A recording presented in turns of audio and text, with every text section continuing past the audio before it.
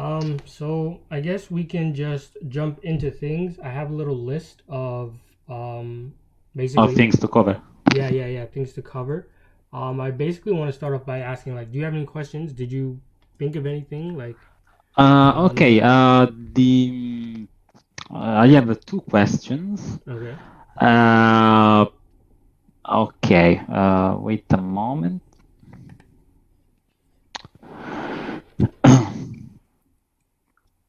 Are you able to see?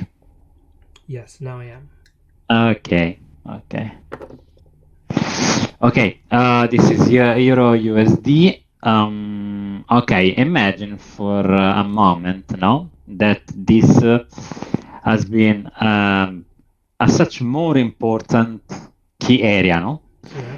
And imagine that we are here Okay. in this situation, okay? This candle, The this one, engulfing. Okay, the, yeah. The bullish yeah, candle. this one has already been formed, okay? Okay. So since we see that the price is going down, and in the case we aim to go short, Yeah. um, okay, let me see with the replay. Okay, okay. Uh, Um. okay, we are here, right? Yeah. So the thing is, what if we enter here without having no idea if the price might go up or going down? And what if we enter in this scenario? So there will be a difference of Risk to something reward. like Yeah. 46 point, which is already a stop loss. Yeah. Yeah. Because, okay, because um, it's not easy to explain, but No, I if get. I if get what you mean. I get what you mean. okay, Um. okay, okay, There's because the. Okay. Yeah. if we Continue. enter here, Yeah. we are kind of anticipating the market, but we still don't know if the price might break this resistance and go up Yeah. or go down. Yeah. If we have a confirmation, we Yeah. enter uh, okay, Just we about down enter there. here, but there is still a chance that the price is Go gonna come to test the again stop this loss. area. Yeah. So as you say many times, your stop loss might be something like that. But if I put a stop loss, something like that will be Too much. 110 pips, which Yeah. is already too much. Yeah. So Okay. uh, So there's. I don't know if you've seen the videos, but where I have the TPA expert advisor, basically the automated trader, there's a few videos. I think there's like 3 or 4 videos where I basically go how to set it up and the trades that it takes sometimes. So okay. basically in those videos, I believe I go over, and I used to send these type of trades to the Telegram. So it's basically a situation like this where you want to take the trade at the resistance area in this case, right?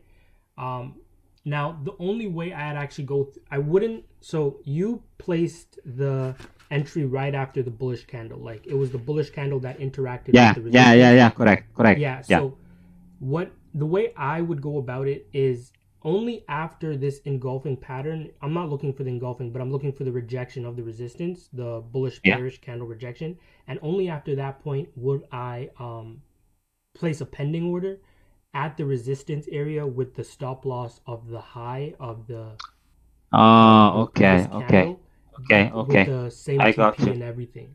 Okay. But I just need the confirmation first.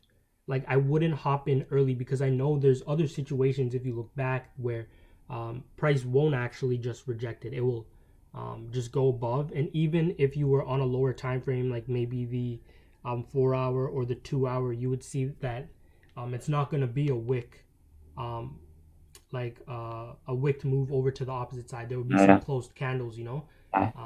Like maybe the 1 hour, it would actually be a breakout, what you call a false breakout. There would actually be a breakout to the upside.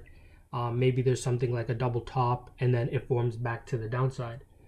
So just the way it's in those videos where I believe I go through. I think the Okay. video is called something Yeah, like probably. trade. Probably. I still didn't see because last week I didn't go forward with the program because the last two Yeah, weeks I spent 1 week to go all in with the free course, and the second week I started with the program, but this week I took a break also because of the incoming work, so yeah. You gotta I start to breathe, plan everything. balance Yeah, it. yeah. But now I'm already a little bit back, starting to watch some videos. And let's see. Yesterday I also chat with you, but I didn't take any back test because Yeah, if I start to try alone, maybe today I could have another behavior on how to back test. So I want to see yeah. with you what's the situation actually, and so Okay, we yeah, can better work together. Because if yesterday I started to test, maybe now I have a different kind of attitude or yeah. Different type of interpretation approach or of the something. market. Yeah, Yeah. Okay. So actually now I think you can better see which yeah, might be the problems. Okay. Okay. Okay.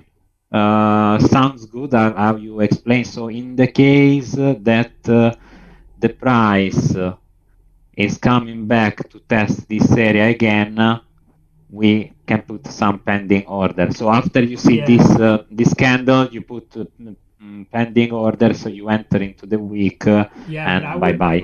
I would place it like right at the beginning of the resistance. So, yeah, just like right at the beginning there, because like I say before in like other videos and stuff, it's like I'd never know how deep into the zone price is actually gonna go, um, but it should at least interact for me to get an Oh, entry signal, okay, right? So okay. and the interaction should to the bottom. Yeah, and what if there is this situation and the price, let's see if it happens. Yeah, the price start to go down and never retest our zone again. Yeah, I would just miss the entry. I would just miss the Okay, entry. okay, okay. So let's say there is always a risk or to get the stop loss or to don't get Yeah, the trade.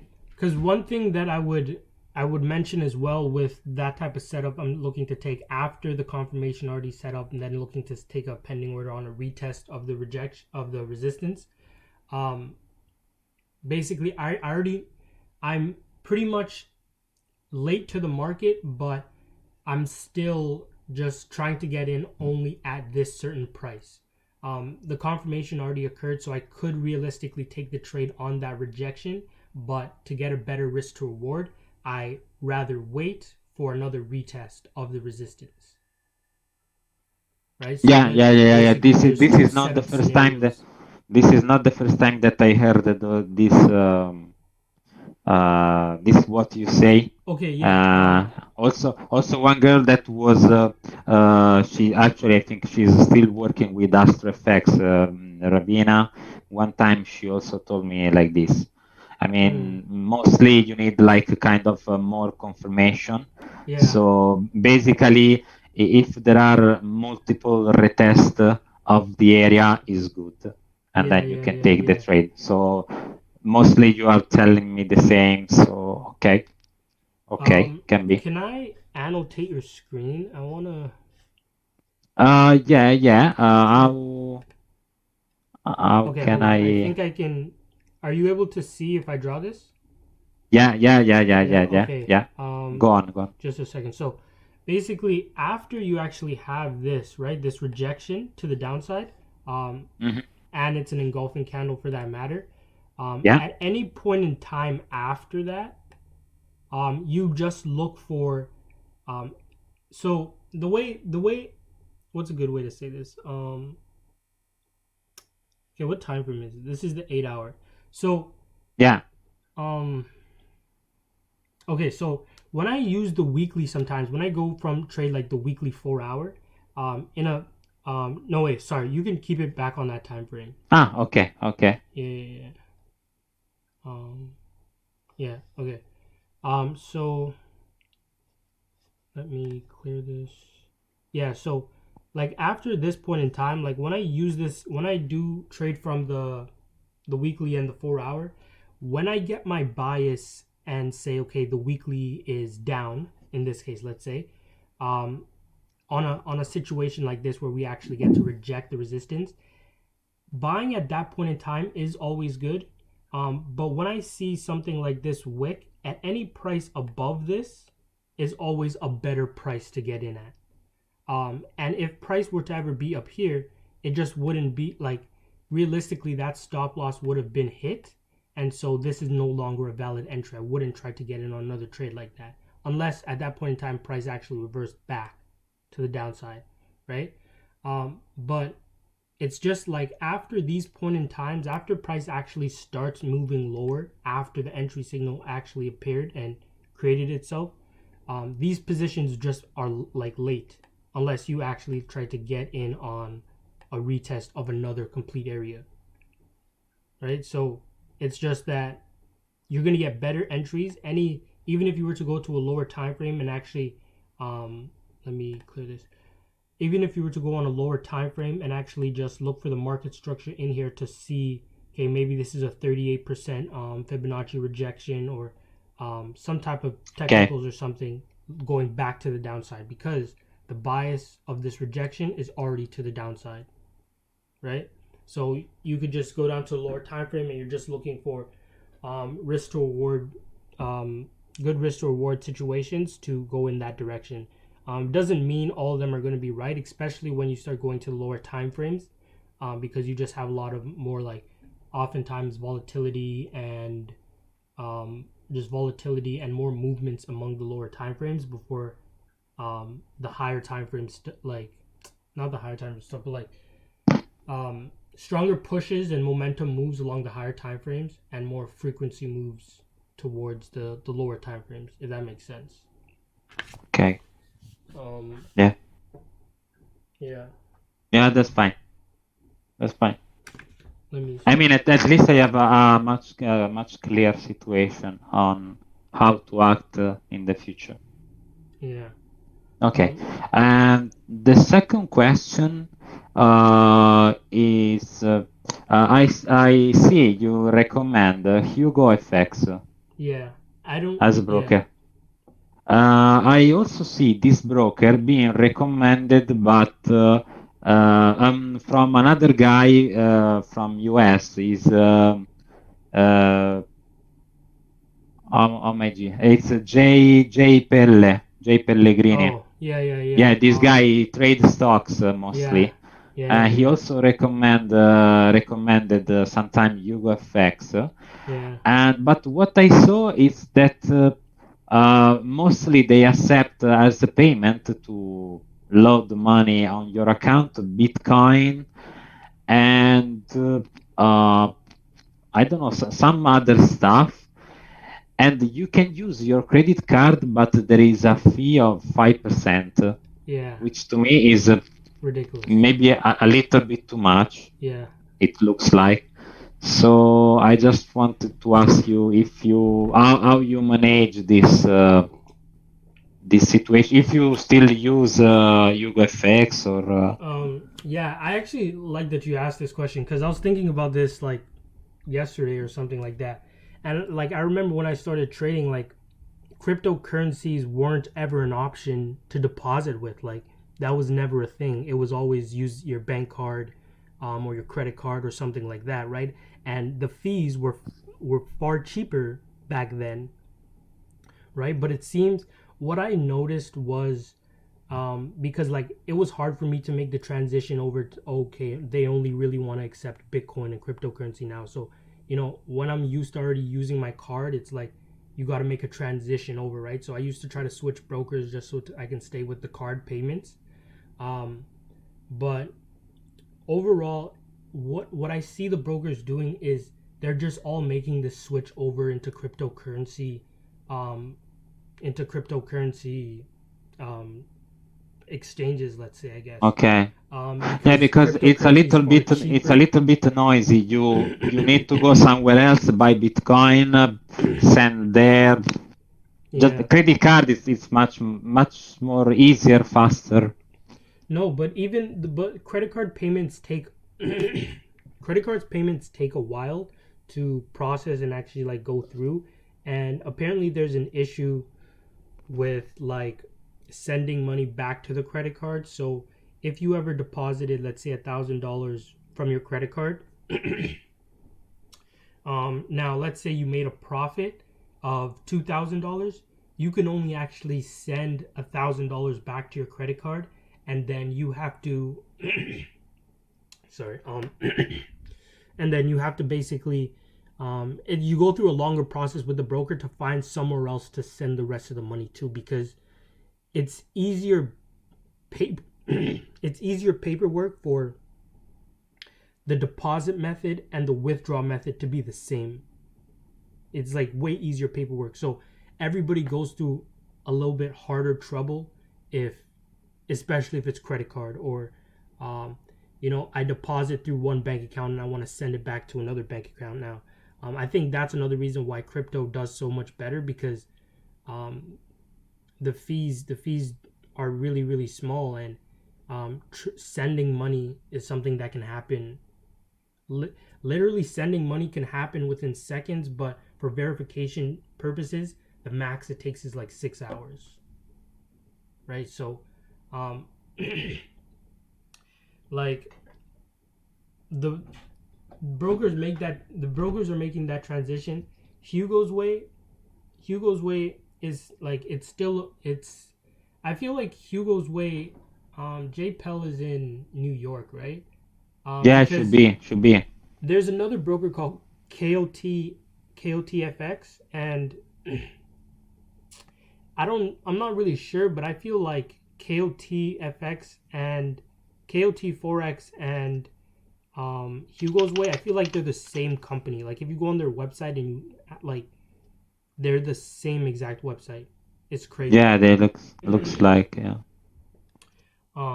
But I feel like they're the same. It's the same thing, but for two different parts of the world or something. I'm not too exactly sure, but they're dead stamp alike. Um, but they're Uh, both the brokers. okay, I saw you also in last period looks like you are trading also cryptos, right? Sometimes, sometimes. Okay, where you used to trade? You can do it on this. I believe so. Kota? Yeah, They have? yeah. Okay. Yeah, you could do it on this.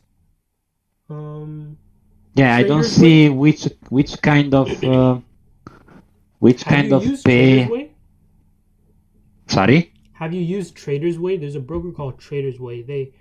Um, Traders Way is signing up for this. It's easy, but it's tedious, I'd say. But Traders Way is a very easy sign up. They have good customer service. They've always been good. Um, yeah, and they offer the cryptos, I believe.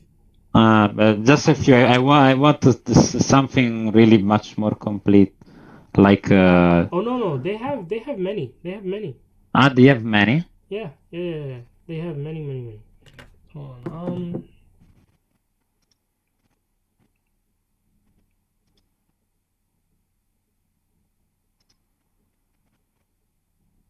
They have many. I'm just trying to check.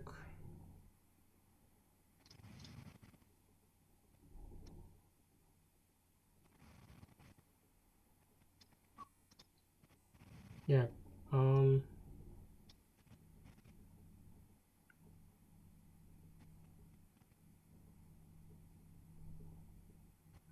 You can Or pay with the money. You can do bank transfer, credit debit card. yeah, but the credit card. See, that's one of the transitions they made as well, where they used to actually accept credit and debit cards, but this is credit and debit via VLoad, and VLoad's basically like you know what a prepaid credit card or a prepaid debit card is, where like you, or a gift Yeah, card. Basically, yeah. you're buying like a gift card um to use with the broker. I thought that's ridiculous. Because what happens is you don't get to spend all of the money that you buy. It's like you buy, let's say, $100 card, but you won't be able to use the entire $100. You probably use like $98 or something like that. So there's always just a little extra. I don't know.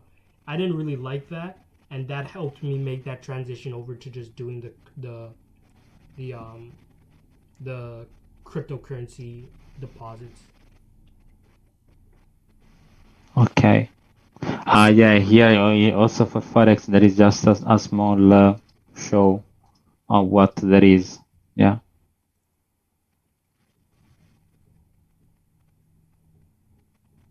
Okay. Also, this one I'm not able to see what they. Maybe, maybe the web trader says. I'm not too sure, to be honest. Maybe.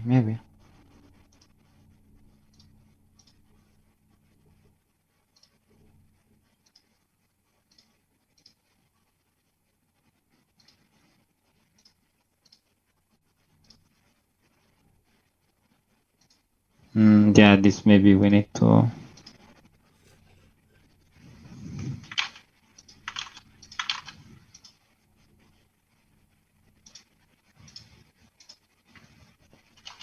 Okay, I gonna try later. We can go ahead, and that's it. Those were just the questions. Okay. So just in case for Hugo FX, what do you recommend? Maybe to use deposit in Bitcoin. Deposit by Bitcoin. Like realistically, you haven't done any Bitcoin deposits yet? No, because I'm using this one, the LQD MT4, but they're still not using crypto. I mean, I send an email to them and they said they are improving the system and soon they're gonna insert some cryptos to trade, but they're still not available. So I think I'm not sure if Hugo's Way or KOT FX is going to work where you are, because I know sometimes there is that limitation where like certain brokers only work in certain parts of the world, type stuff. But definitely try it out, see if it works.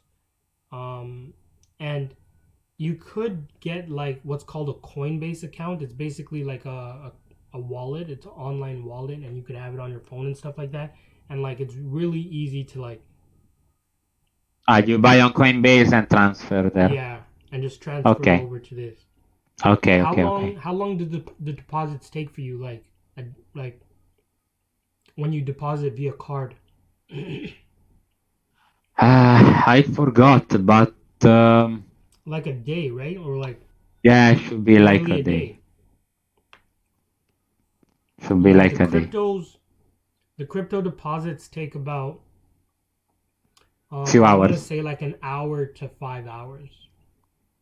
Okay. Yeah.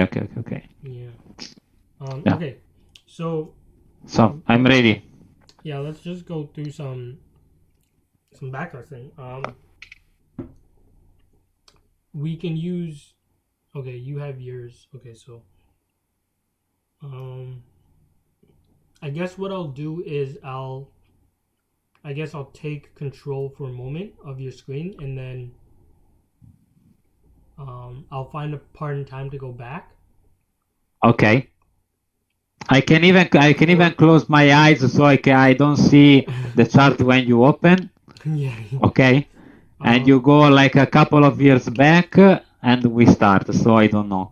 What charts? What charts do you trade? What's up? Okay, Wait, what's up? sorry. So Wait, where are your charts? Or do you no, have? now okay. Oh, Basically, I do like this. For example, now I have a Euro USD open. yeah. I can just, for example, Oh, I after can just do class. like this.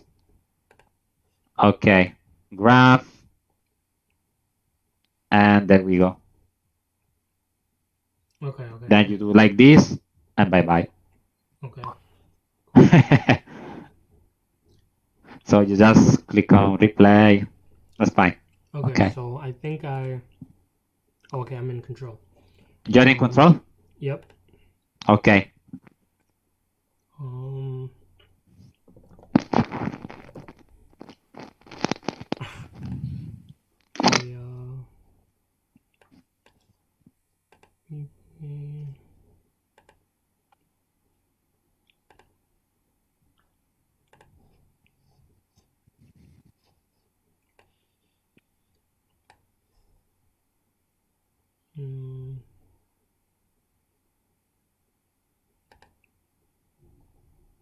Crap, hold on a second.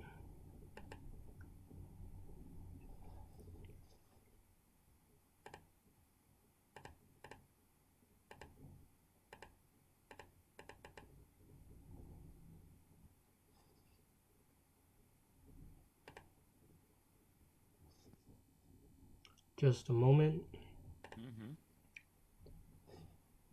Just a moment. Oh, okay, yeah, you can open your eyes, I guess. Okay. You can, I just put you on the 8 hour there, but you can realistically start from whatever time frame you want. Okay. Okay. And let's just go through let's go through 3 trades first and see, let's see from there. Okay. Okay, yeah. Okay. So, weekly. Oh, 2017, 2018. Okay. Yeah, I don't remember what happened on this pair. Also because mostly I don't trade the Euro JPY, so that's fine. Okay, let me see. We're in the beginning of 2018, I believe. Yeah. Yeah.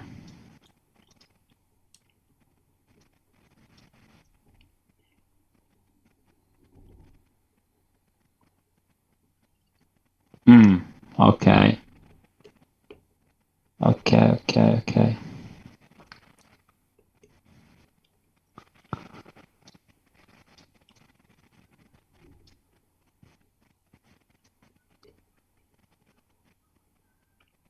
So basically, we have an uptrend actually.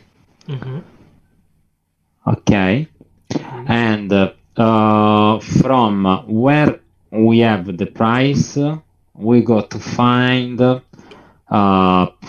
from 2 to 4 key level. Okay. Okay. So normally I go on the weekly. I go to find a couple of levels that might be interesting.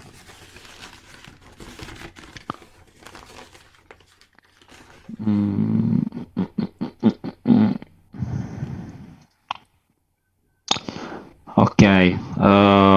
What we also want to check are psychological levels. So let's say, for example, let's see what happens if I put like this.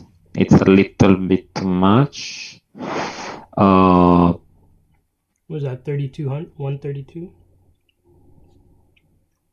Let's see. Okay. Better. Looks a little bit better. So here 137.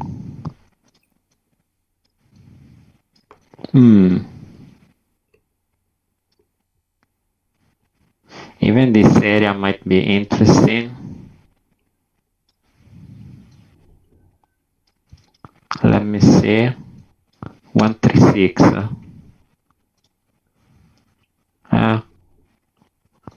We can also use this as an area, which is not bad.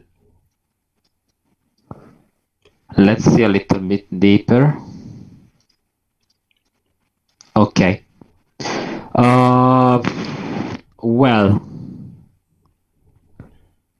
since we said that on the weekly the market is going up, as you can see, also the 50 MA is helping us to understand where we are going.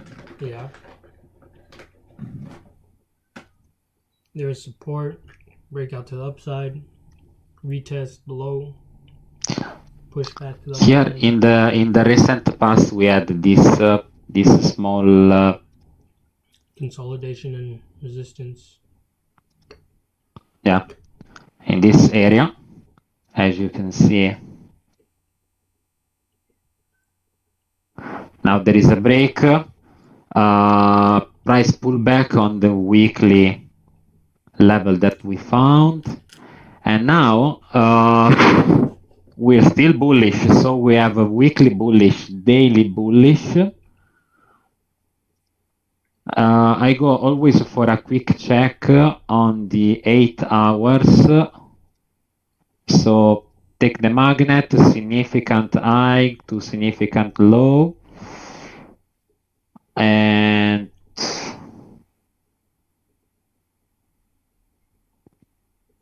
yeah, 71%.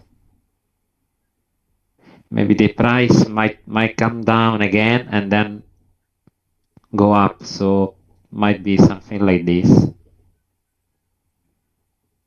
Okay. Or much easier, we don't know. Okay, we don't know.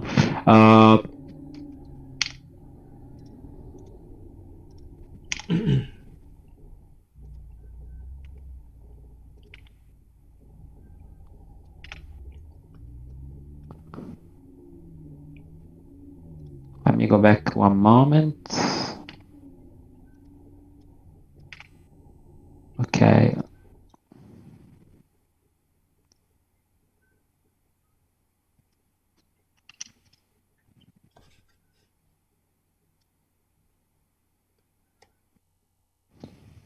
Yeah, I think the price might retest here on the daily level.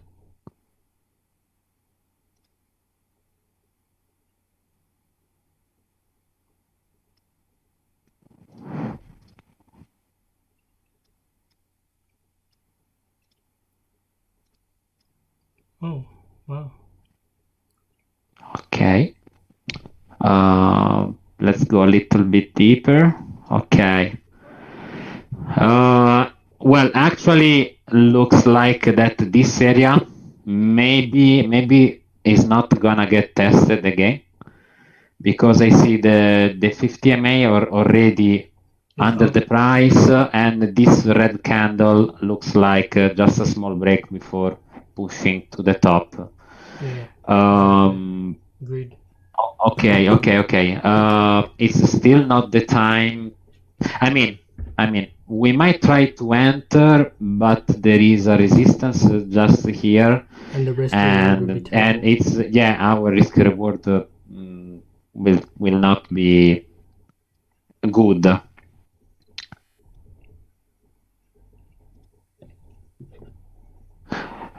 But overall, we are looking for a buy. Actually, we are looking for a buy. Okay. Rejection. Boom.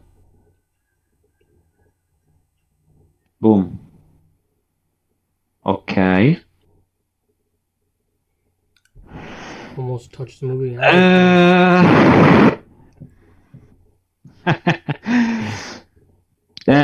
This is interesting. Nice spike on the 50 MA. It's like willing. I want to go up. Yeah. You just took like the risk reward would be. But it's still a little bit risky to me. Let's see one moment. No. No, no, no, no, no. No, no, no, no. Because we are just here and there are already 40 pips. No. Yeah. No, no, no.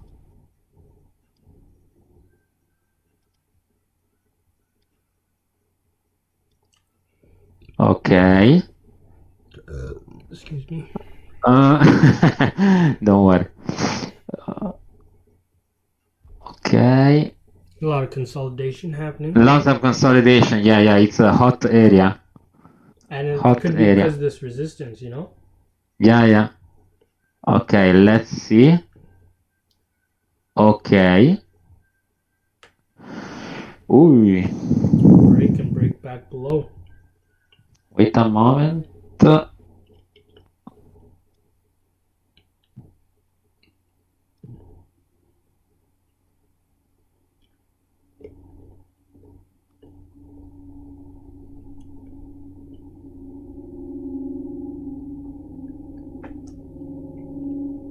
Ay, ay, ay. Okay. Okay. Not bad. Kind of false breakout. Price. Oh, there we go. This might be the moment.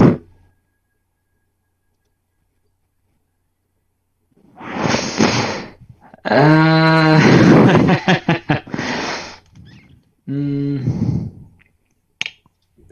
Yep. just let me check. Let me check. No, no. 40 pips. No, it's still weak. Yeah. Yeah. I know. I knew it. But this start to be an interesting area.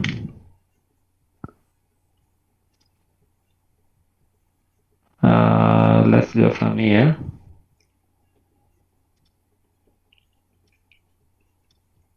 This is the 4 hour.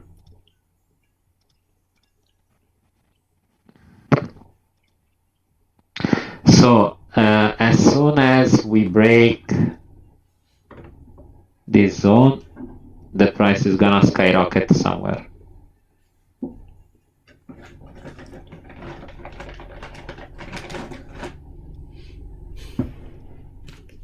Okay.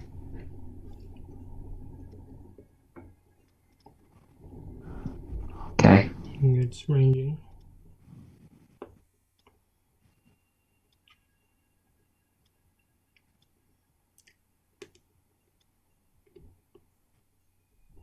Okay.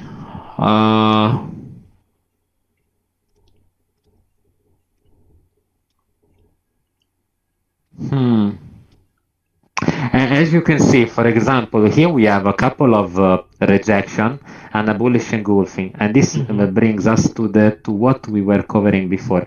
Because if I enter now, I take even 50 pips of stop. There is always the risk that I'm being cutted out. Yeah.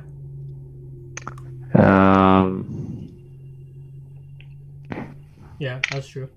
Still, okay, we can put a pending order, as you say, and enter in this zone.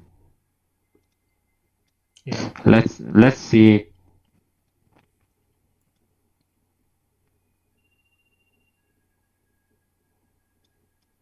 Something like that. Let's see if the price.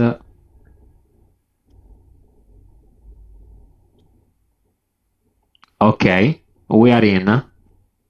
Okay, we are in. Yeah. Nice. Okay. Okay, let's see.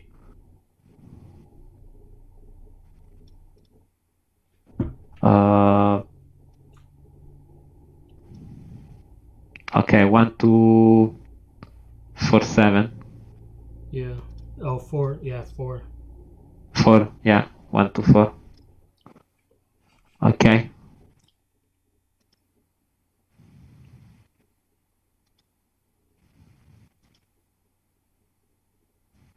Ooh. Okay. Since we had a push, comeback, a bullish candle, we might try to bring our stop loss into break even. Okay. Cover your Okay. T's, yeah. Okay. Can you just leave it, leave the stop loss where it actually was? But we know it's in break even. Okay. Just because the Okay. math gets messed up when the stop loss gets moved. Okay. Okay. Okay. Break even. Yeah. Yeah. Break even trade. Break even trade. Okay. The resistance just held a bit longer. Yeah.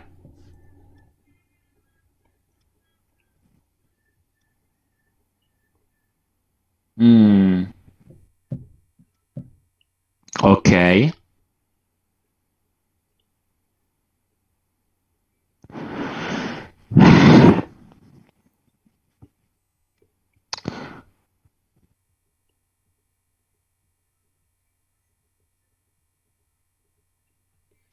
This might be another opportunity to go in because,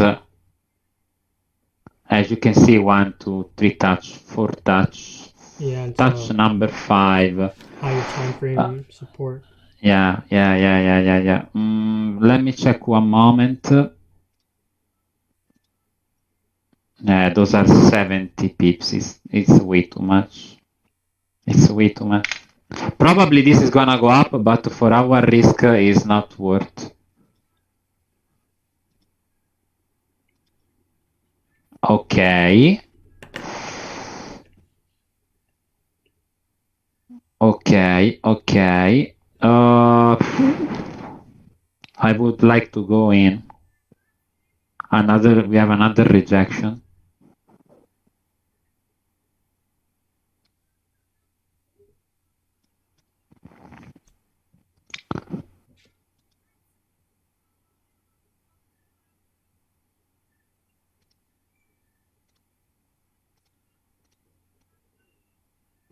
We have another rejection. We can go. Yeah.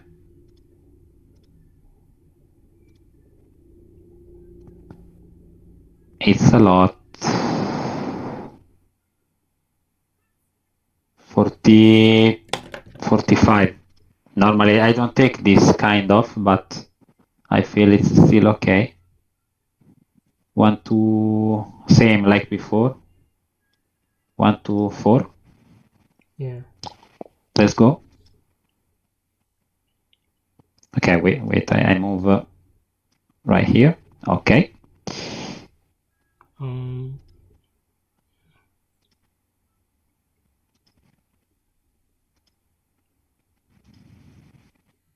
Okay. Stop loss to break even. Okay. Okay. Yeah, break even. Okay. Stop loss to break even. We go.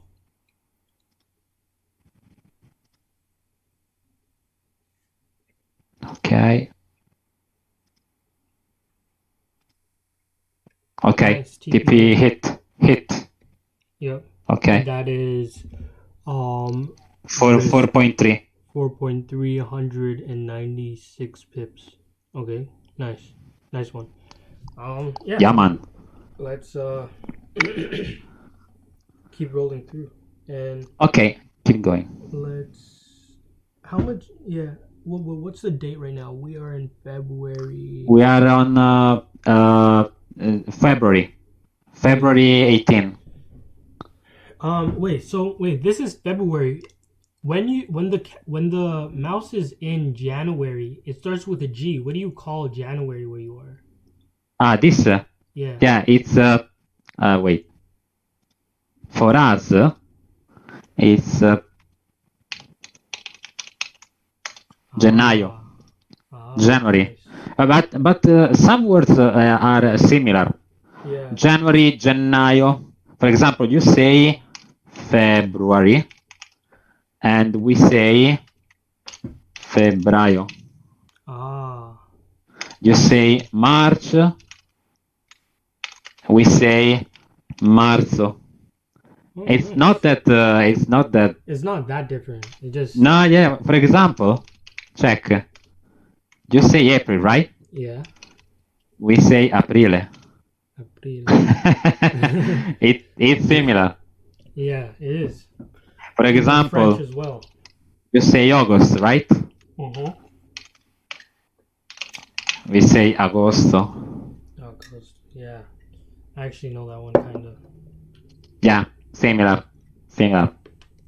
Nice. Okay, let's roll through some data. And there we go. We go ahead, okay? First break even. Yeah, first one break even, second one 4.3. 4.3 at 190. 96 pips. Okay, yeah. Okay. Ooh.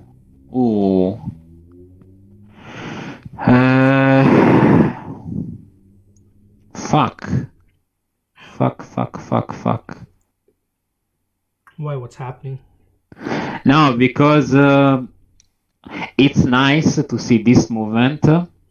It's telling us that probably it's gonna go higher, but the candle is huge. I mean, if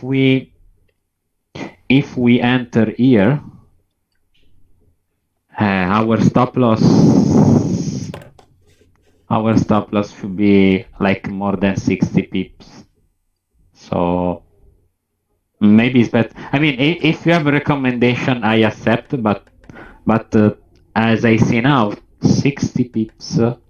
Okay, yeah. I was taking note of this, and I was going to basically say, well, the stop loss should be more based by percentage. So, the pip size doesn't really matter that much. No matter if you're risking 20 pips or you're risking 100 pips, depends by the lot size.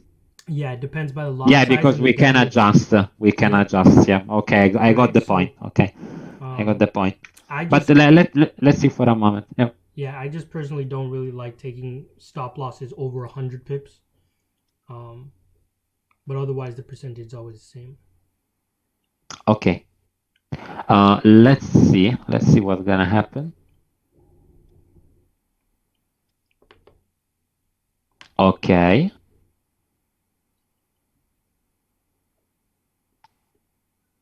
Ooh. Okay. This is probably the beginning of the week. I see a gap. Also here would be not a bad idea to go long, but I here there are too much spike. I fear that it's already a kind of a psychological level. Okay. In the sea. Ooh. All right. Okay. For example, what is this? Banks or what? Well, it's Okay, maybe some other maybe GDP kind of non-farm payroll. Okay. It would be, so the way that I can see this as well. Hold on, let me just click and get control of your screen real quick. Yeah, go.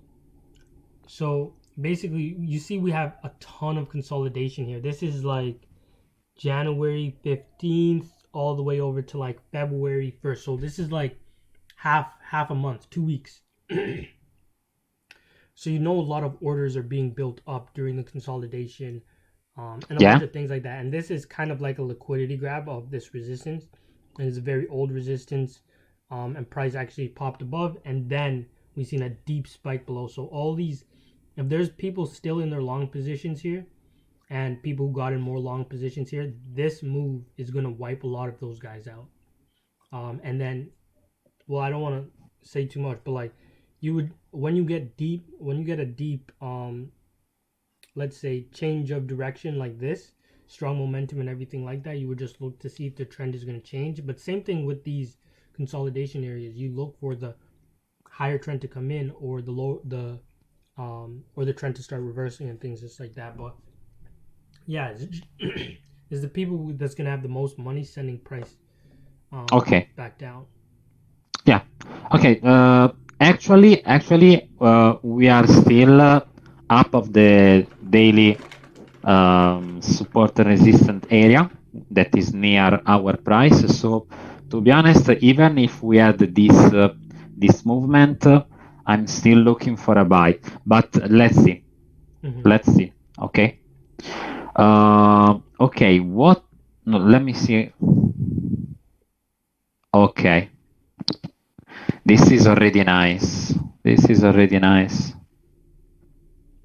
50%, 61%.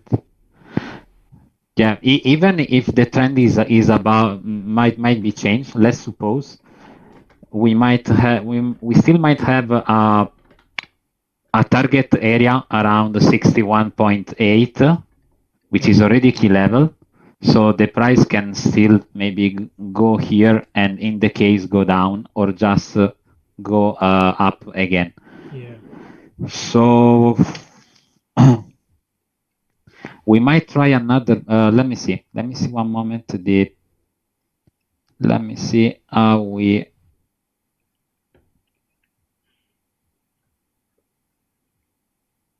Before you go to the higher time frame, just let me know.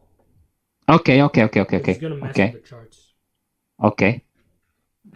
Let me see. This is a little bit risky.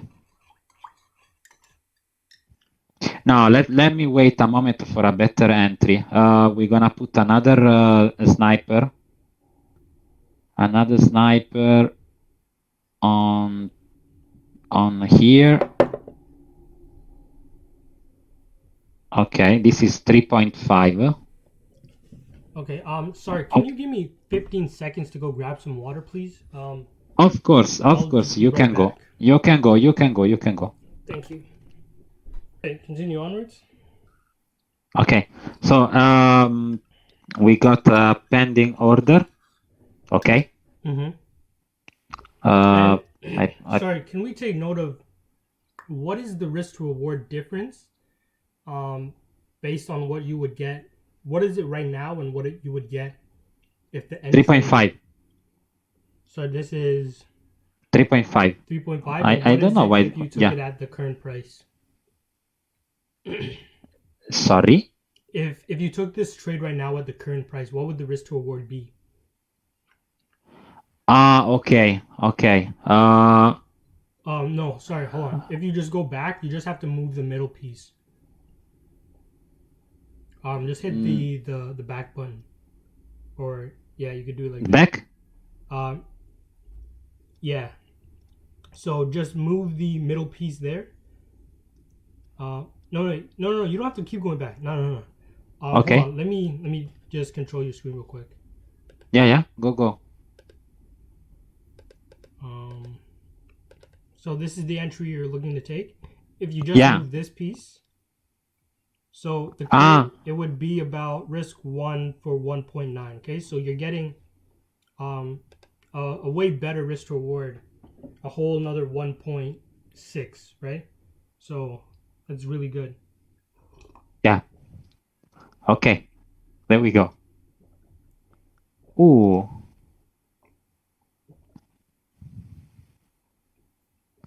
Really okay. Close. Okay. Really close. Really close, yes.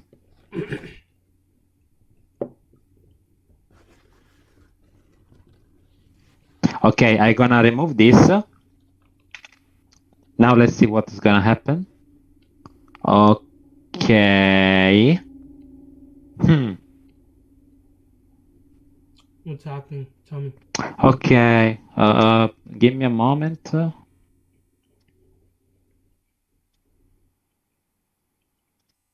50% of fib. Yeah. Let's wait. I wanna see.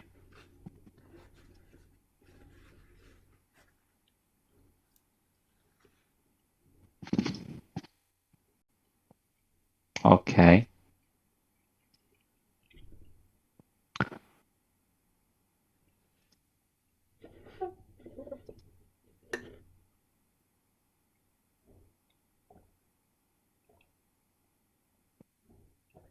In this case,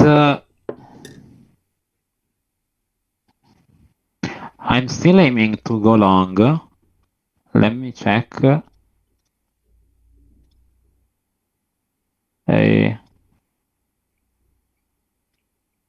It's way too much. 50 pips.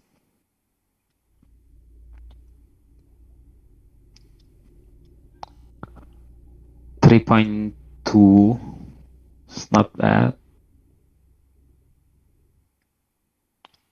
It's not bad. Okay. I'm gonna put another pending order here. Okay. Okay. Yeah. Okay. We are in. Okay. Out. 50 pips out. 50 pips. Okay.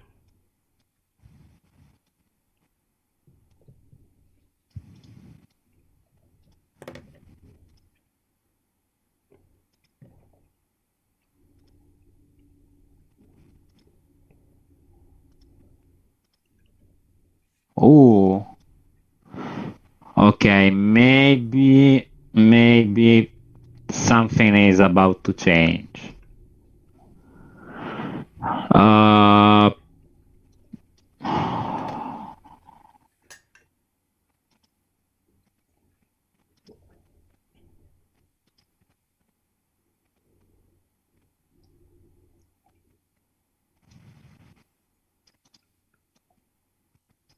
Okay, let's go ahead.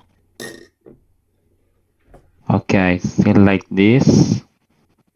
I would like to take a look on the higher time frame. What is going on? I actually That's okay. just wrote down that I don't know how many weeks have passed by, maybe like 2 weeks, but I thought you would be going back to the higher time frame to do a reanalysis of the perspective and everything like that to see have any certain levels been hit and things just like that. Yeah. Okay. Can I go? Yeah. Oh, Wait, sorry. okay. Hold on. Sorry. Okay. Yeah. So,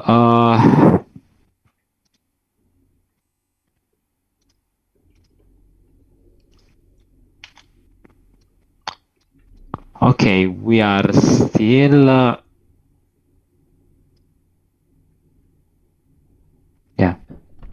we are still in an uptrend on the weekly. On the daily,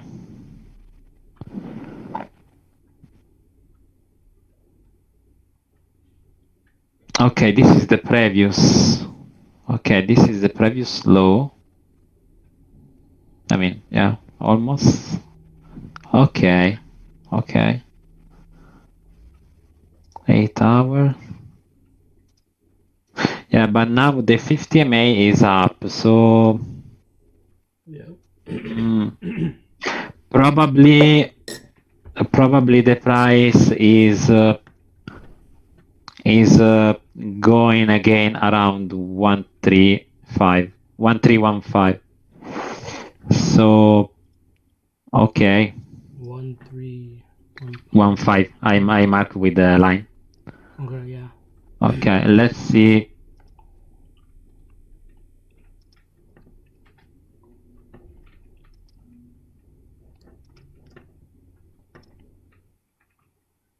Yeah. Yep.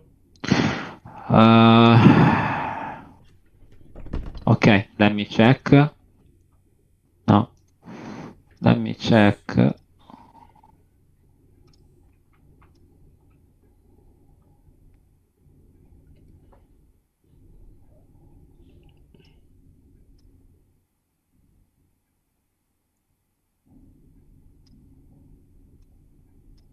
Okay.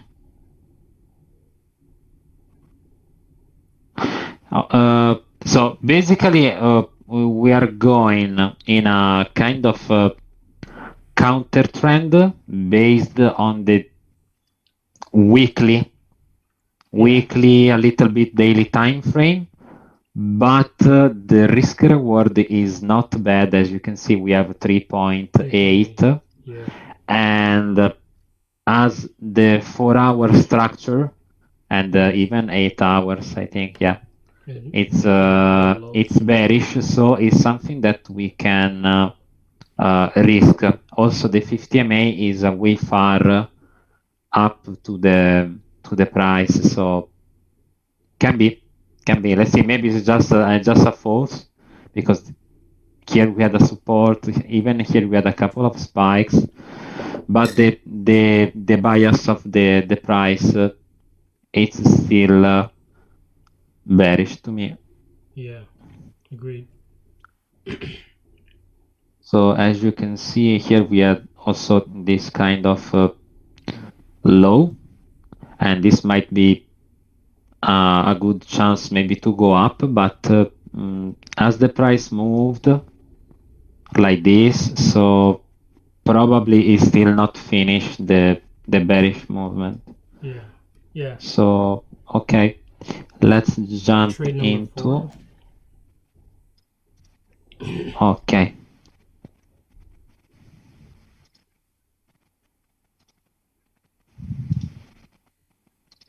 Okay. Oh yeah. Ooh.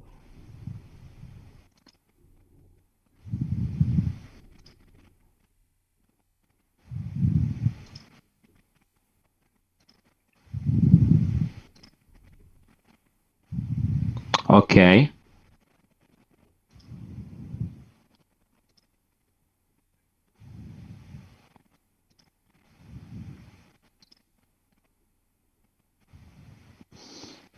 Okay, at this point, since I see it's really a hot area, I Yeah. don't want to put any risk and bring again to Break even.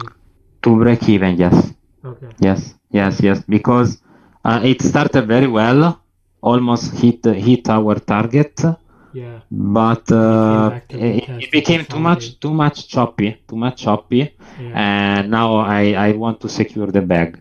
Yeah. Okay, break even, and let's see. Come on, guy.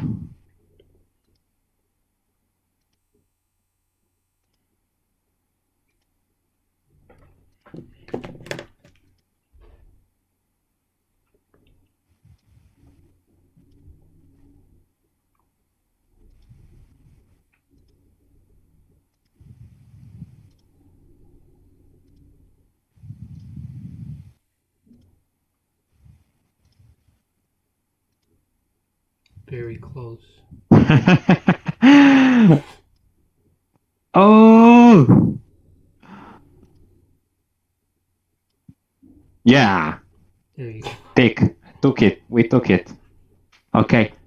So another 153 points. Yeah. So close to come. Fuck, man. 2 times close. Okay, so One and two. can we see how like and why that's so difficult? Because in real time, how long is that? That's like, to me that almost looks like 2 It's days or something it's like that. from February 13 to February So what 22. is that, 7, maybe like 4 days on the charts or something like that? So it that is that is I want to call it like a crazy trade, because first it nearly went down to your TP and then right back up to your entry area. So then you spent a few days in consolidation there, pushed back down to the downside, didn't go to the TP, back towards Yeah, break even. yeah. So it's a really messy one, you know. So you did really good on that one. That one. Yeah. But as soon as I saw this bearish candle, I said, okay, at least we're gonna take to break even because it's already been it became, it was too much messy, it was too much choppy, not good. But okay, we banked another 153. So break even, profit, loss, profit. Okay, we're gonna go for another one. Okay. Okay. So let me just add because I was just writing down some things. So the way you took 5 trades so far. 4. Yeah. My bad. 4 trades so far. So I see when you before you try to enter a trade and you look to okay, before you look to place a trade, you do look for like the risk to reward, or maybe you do something that maybe you're just thinking something that you don't vocalize that you didn't like share, but it looks like you move the stop loss area, um, but you don't really move the take profit area to find the risk to reward. You did do it among like the last trade and the more towards the third trade, but the first 2 trades I didn't really think that you moved the take profit to help produce the risk to reward, to see where you could get in. There was that, and I also wanted to say, what is the normal size stop loss that you always look to use? Is it like 20 pips, 30 pips? What is that number? Okay, yeah. Normally it's a little bit more tight, but I used to do 20 to 30 pips if I jump in maybe in the 2 hour or 1 hour chart, so I can snipe a little bit more the entry, and I can, let's say, adjust a little bit the stop loss. So basically I take around 30. 33 is magic number. Normally I stay around 30, but I realize and understand that on the 4 hour, 30 pips is maybe not that much space. 30 pips is maybe half candle. It's maybe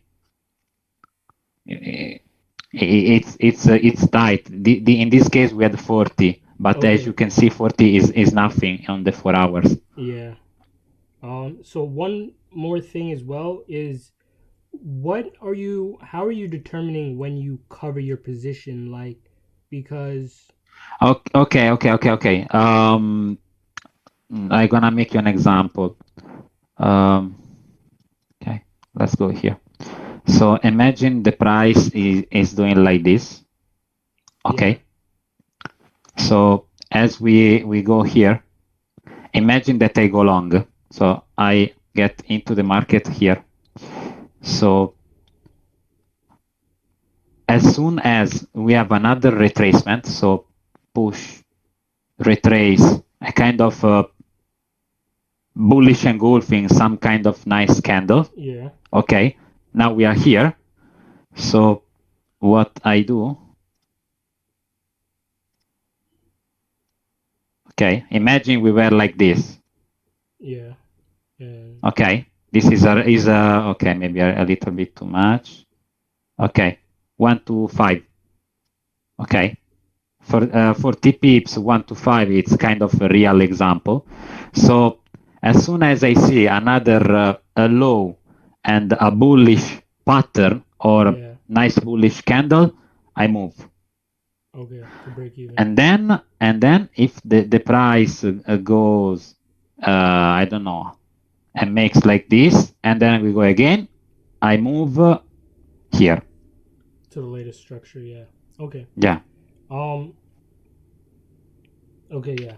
And okay, that makes sense. Because I was just thinking, like, during the last trade, that's not what you did, but I understand the market became really choppy during the trade, right? So at that point in time, you also need to adjust to be like, okay. Yeah, after this candle, I said, okay, what we saw here is not so good. So let's just stay safe, and what will happen is okay. Yeah. Yeah. Okay. So I said that, and then there was the stop loss by percentage, not pips, and then make sure you go back to the higher time frame, just to regain the perspective and on where the market is going and everything like that. But yeah, you can continue through. Okay. Yeah, you can continue through. Okay. So, okay, now we are in a really key level area. Okay.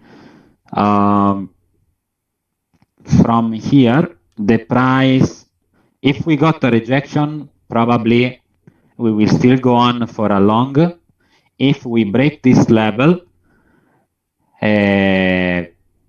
we will only look for sell. Okay. Yeah. Okay. Agreed. Let me check also one moment in the, yeah. Okay, in the weekly we still have a way. Yeah, but let's see.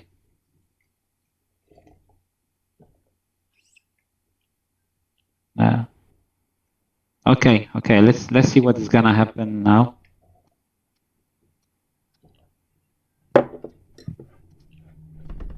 Okay. I don't recall. Do I have it here? How do you go about using the fundamental news, right? In your analysis. I just watch in the morning the market calendar in order to understand where we might have the biggest moves during the day. Yeah. Okay, for example, I open the economic calendar and I see many news regarding the dollar, and I see many news regarding the Australian dollar. Okay, so I know that probably during the day on the Aussie dollar there might be a nice move. Okay, and the other pairs they may be slower or something. They might, yeah, they might be consolidating. Okay. Yeah. Okay, some opportunity for day trading that there might be, but we are speaking about, I don't know, maybe 40, 50 pips. Yeah. Okay, not big moves. Okay.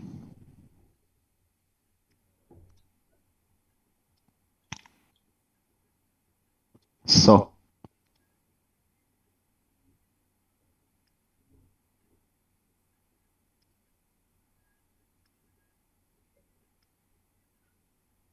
Okay, so here, for example, we already see that this area that I found in the beginning is working very nice. Yeah. And as you can see, even in the past, from this area, we had a huge push in the upside. So let's see what is gonna happen. But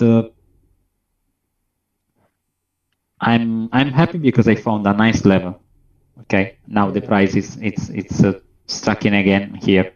So when I watched the chart in the beginning, I found already a nice level. As you can see, it's working really nice. Yeah, it's already okay. It's already stopped making price go down. Yeah, I mean we used to put this line up days and days before, and it's still working.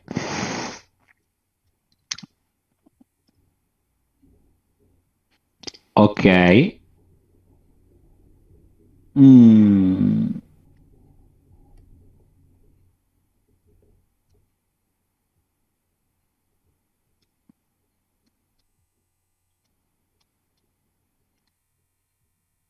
All right. I hate when that happens. Okay, this is it's a bad situation because we have the 50 MA on the upside, key level area, nice rejection. So now it's a little bit not clear who have reason. Yeah. Okay. Let me go on a little bit. Okay, this was a gap. Let me check one moment.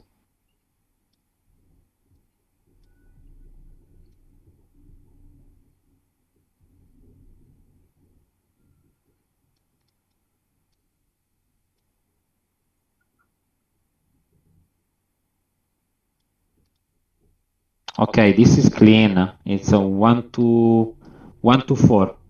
Okay. Okay, yeah.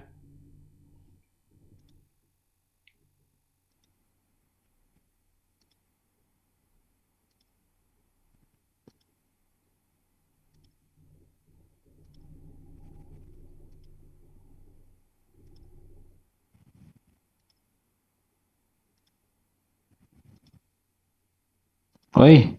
Okay, close. Yeah, that's Stop it. Yeah. How Yeah, many pips the is that? 50 MA one. Yeah. How many pips is that? 44. 44. Okay. Yeah. Yeah. Realistic. Yeah. Okay. What you were about to do in this situation?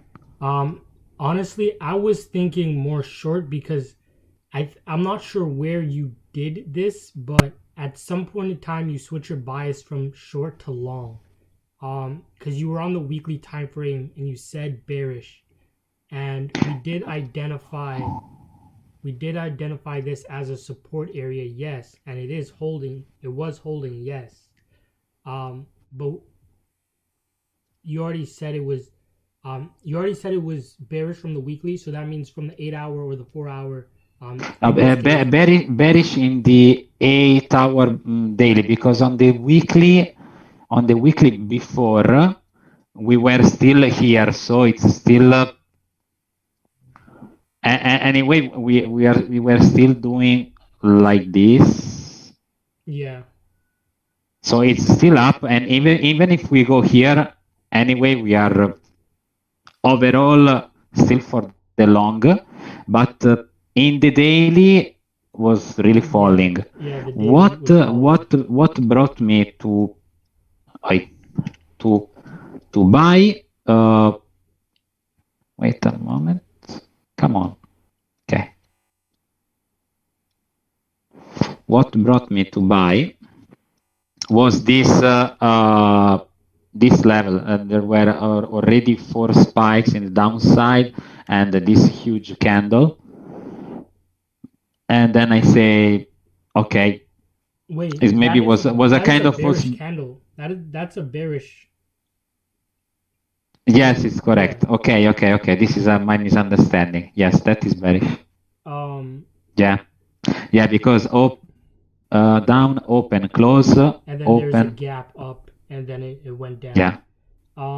Yeah, and then the other thing that I thought was kind of strange is, well, at least for this, you basically bought while price was below the support and resistance area. So, yeah, the support should have held, but that's if price is on top, not if price is below.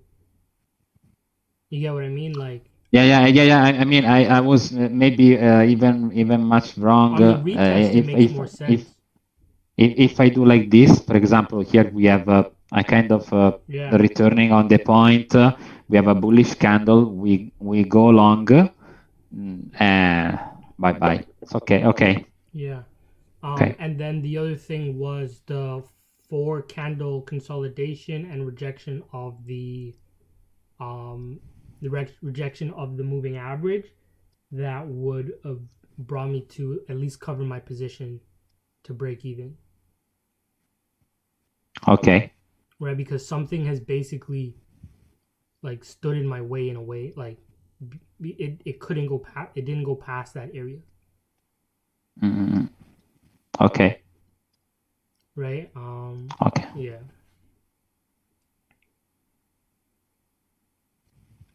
Yeah. 44 pips. So, okay, our first test was 2 win, 2 losses, and 1 break even. Yeah. And I believe you are up.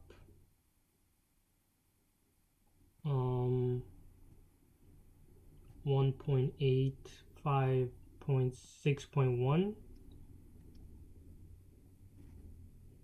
If you risk 1, 6.1. Yeah.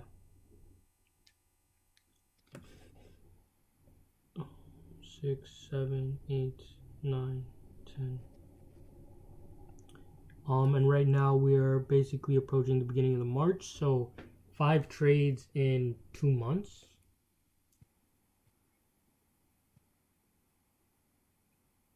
5 trades, 2 months.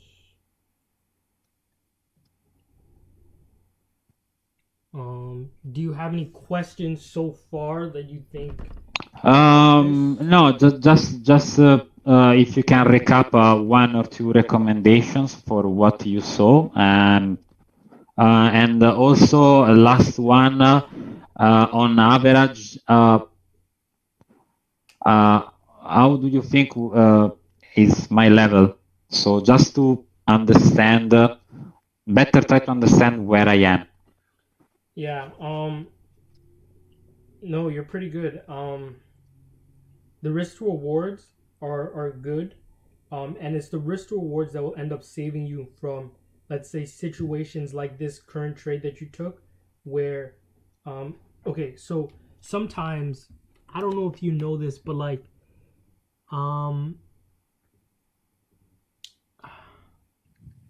let's say there's a certain amount of decisions a person can make a day before they start feeling tired, and the rest of the decisions they make after that are poor decisions, right? So they always say it's best to make your most important decisions like first, right? So in trading, or I believe I read this about some airport job where they monitor the planes coming in, things just like that. Like they have to take a mandatory break every 2 hours because their decision making skills gets worsened over time. So it's like the same thing for trading. Let's say where let's say if you're super tired or something and you want to go take a trade, so you poorly analyze the market and you end up taking a trade like this trade here, it's the risk to reward that ends up covering for situations like this in the long run. Even if you end up taking poorly, for many different reasons, either the poorly analyzed trade, you didn't manage it well, whole bunch of different reasons, but you have good risk to rewards, and that is good. You are analyzing the market for the general direction. And yeah, I mentioned the other things that I was thinking about: the TP for the risk to reward, the stop loss more so based on percentage. But I want to see you go through and do more trades, and then we can just get an overall tally. So far, you are basically risk 1 for 6.1 for the 5 trades that you took so far in 2 months. But this is one pair. I don't know, if you want, we can probably go to a different currency. Yeah. Go on a different currency. What currencies do you mostly trade? USD, where there is USD. USD, yeah. Okay. Yeah. But it's up to you. We can even do, for example, GBP Swiss franc. Okay. Yeah. If it's unknown, it's even better. Yeah. That's for sure what I'm gonna do. Okay.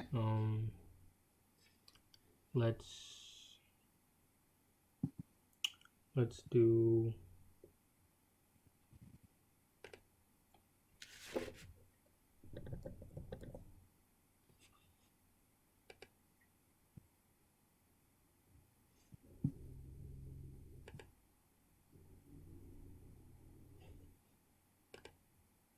Let's just a moment.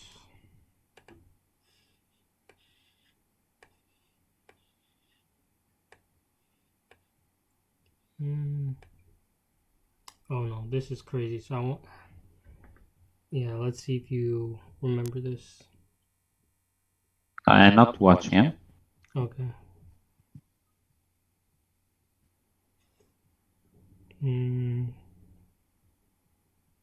If you choose Euro USD, I recommend you to maybe switch. Oh no, you can open your eyes. I chose Australian USD.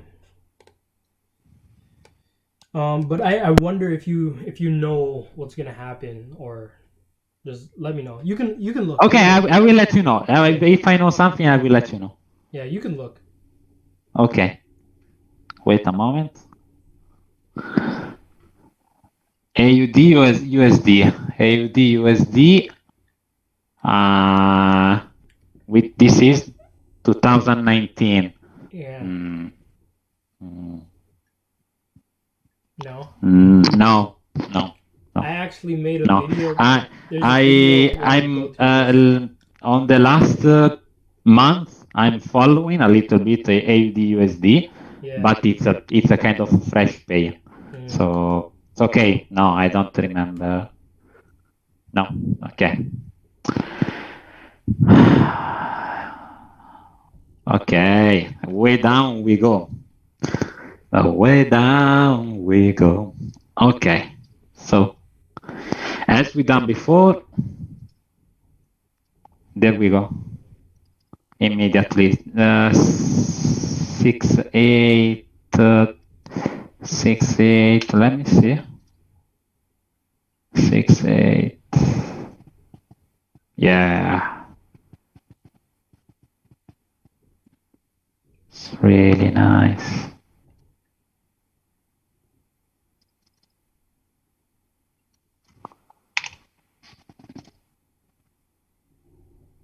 Okay,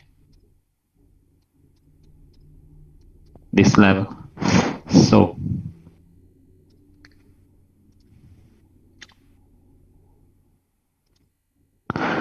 So overall downtrend, Yeah. but as you can see, the price is a little bit channeling. Yeah.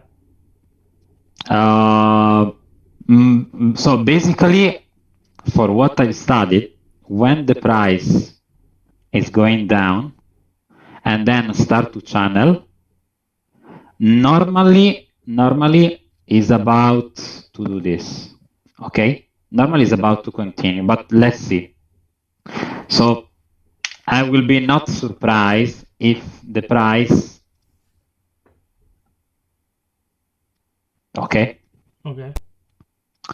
even because 50 MA is here on the top. Yeah.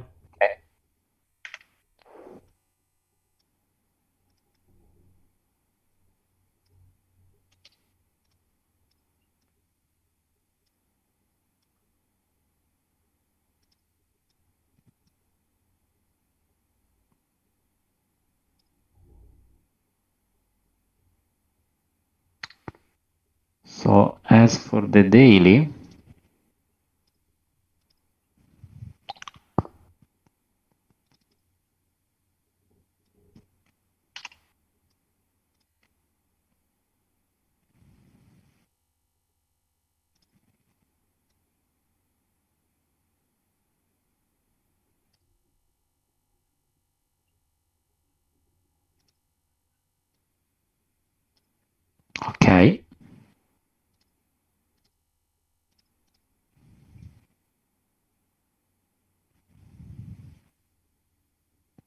okay, okay.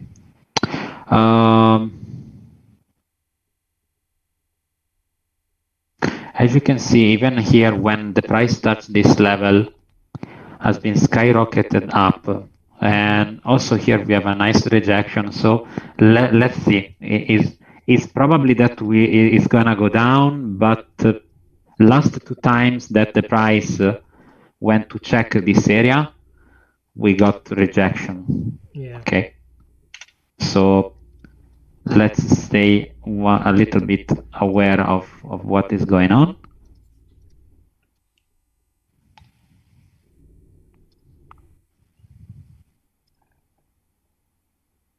And here, okay, it's a free fall. It's a free Yeah. fall. Right now. It's a free fall. No, I don't like. Let me see.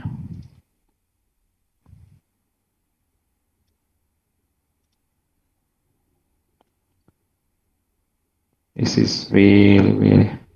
And that's more in line with the moving average.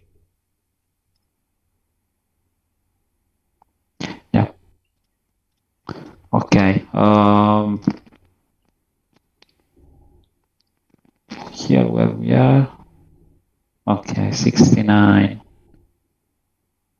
69. Okay, let's see. Let's go a little bit ahead because here we are in no man's land.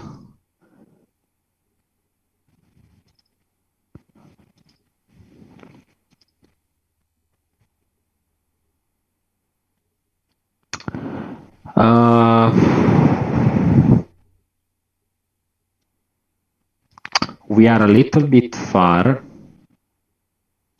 Let me check. .4.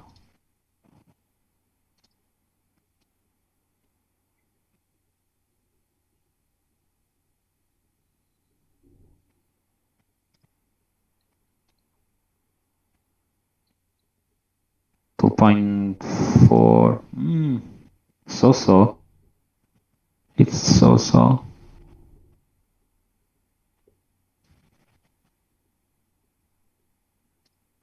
Okay, so let me check another thing.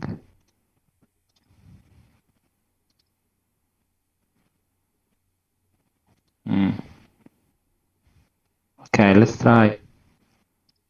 So we are in a bearish trend, 50 MA up, under the trend line.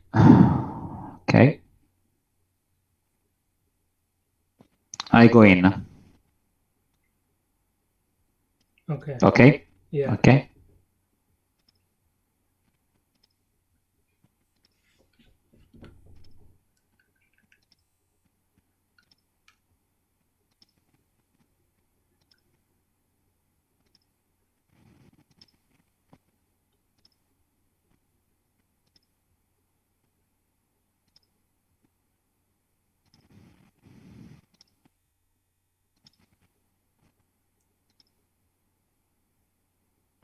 Okay, this I don't like. It shows me we have a kind of new support. Yeah. Kind of new support. I would like again to move the stop loss to break even. Okay. Yeah. Okay. And at that point, it shouldn't really interact with the resistance and the break even.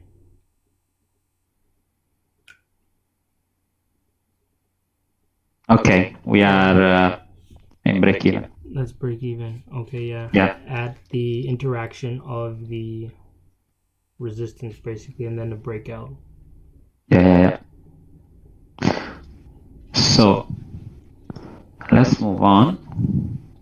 Okay, in this point we have the candle that is breaking the trend line and the 50 MA. So let's mark for a bit this area.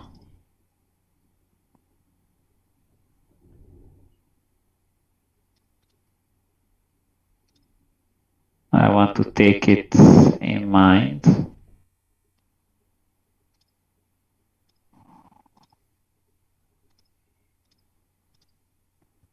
Okay.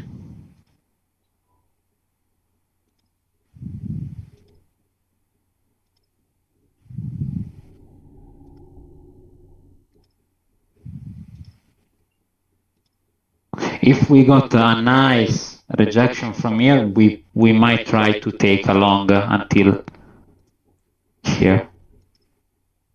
Okay.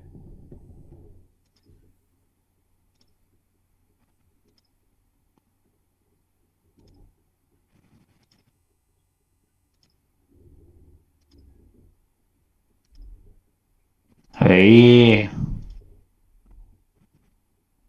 Okay.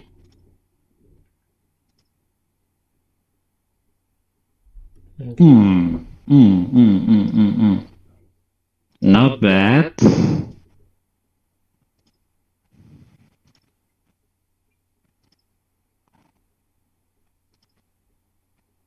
Fuck, man. Okay.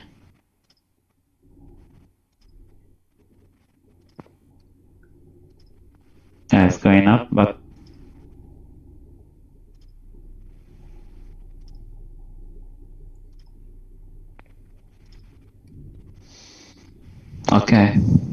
I mean, we didn't take an entry, but as you can see, this was another nice level that I Yeah. marked. Break and retest. Really, Yeah. really nice. Really nice. This was a nice move, huh? Yeah. Because it's going slowly, but it's going up. Yeah. And at least by this point in time, you could have broke even. Yeah. Move your stop loss somewhere.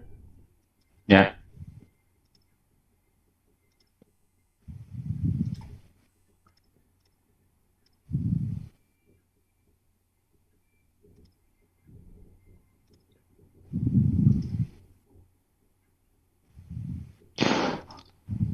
Okay. Here we have another new level.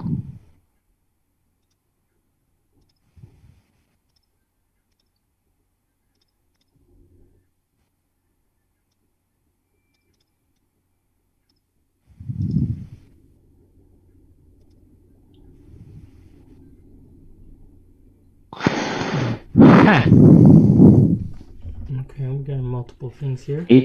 It's not bad. It's not bad. We have this new support that has been created, the 50 MA supporting the price. Yeah. And a bullish candle is coming in as well. Let me check. Let me check if we can find a very nice risk to reward.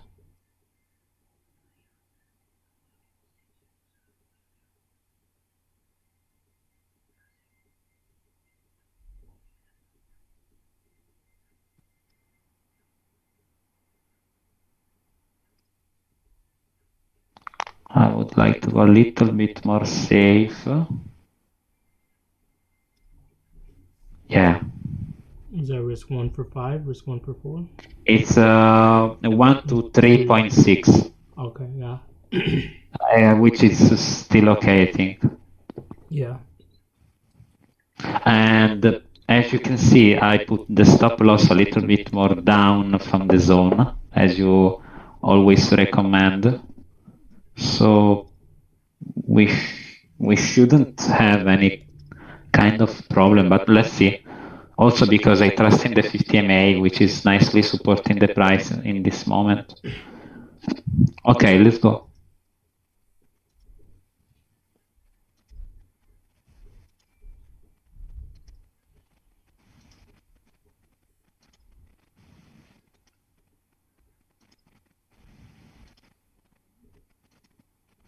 Okay, stop loss 8. What, that was 20? It's 25 points. Okay.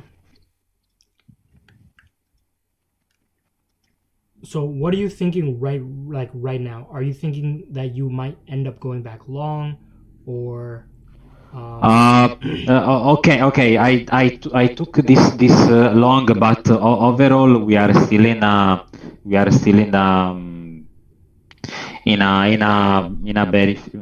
bearish move. Yeah, because in the beginning you did mention as well that we may come back for an interaction at the 68.25 area. Yeah, but as you can see now, this level again might be a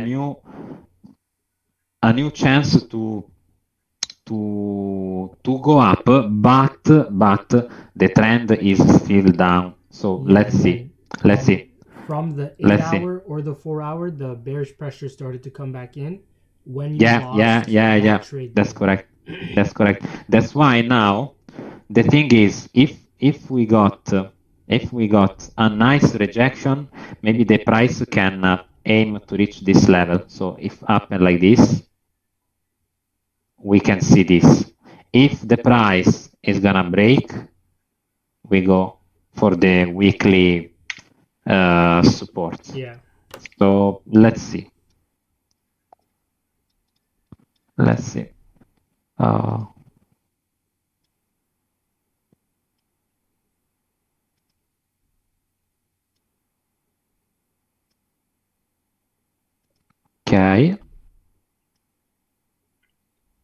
Okay. Price is still it's going down again.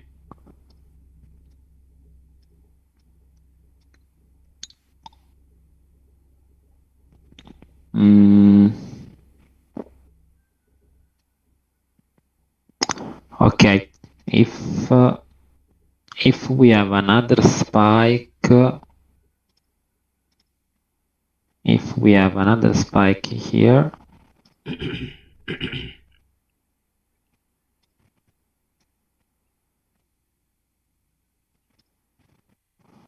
okay. Yeah, that's good. Yeah, let's see if we have another spike.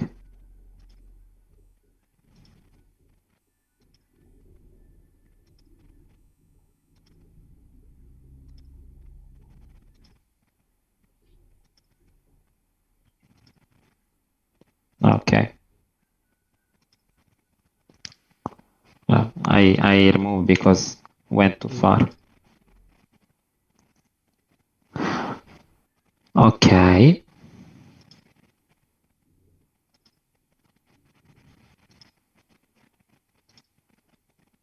Actually. Ooh.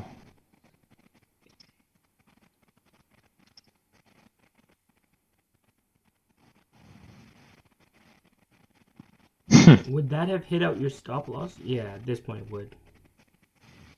Mm-mm. Yeah, but when it went so far again, I mean it's like there is no more No longer panic. bias to go down. Yeah. The price now have the chance to even go up. That's why I remove. Yeah. Up. Yeah. As you can see, up and what we don't want. Yeah. Exactly. Yeah.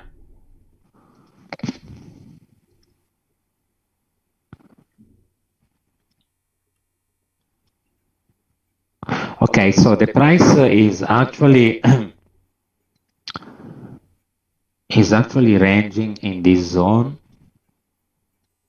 It's making up and down in this range.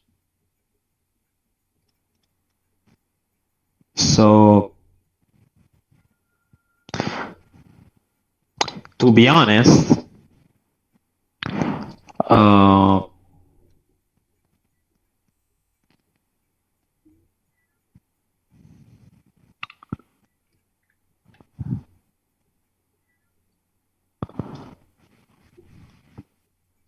I think that maybe we'll start to go up.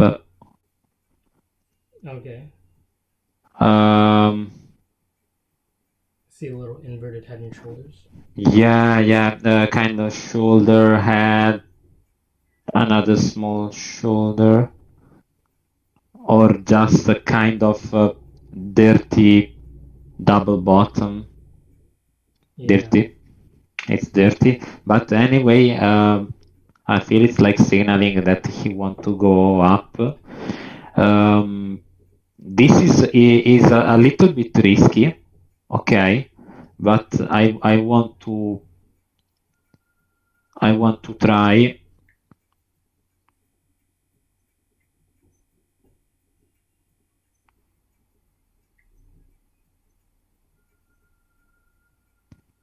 $25, okay.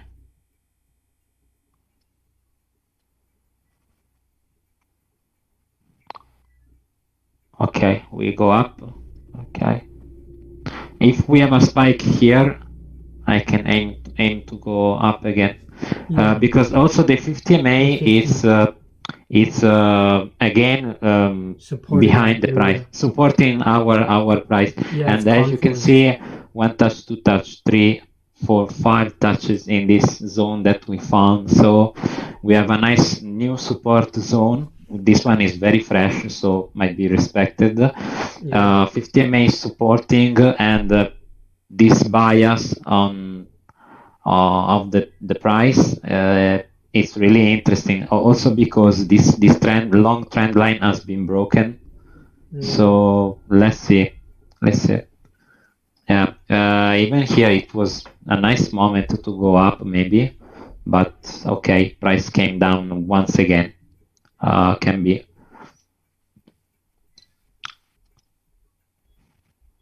Okay. Okay, still not. Just for a few pips. Yeah, very, very close.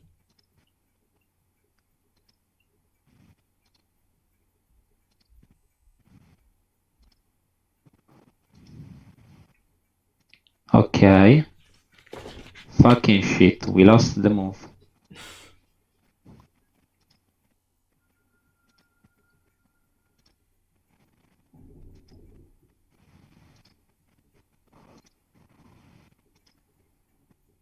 Okay, at this point, I'm gonna remove this one.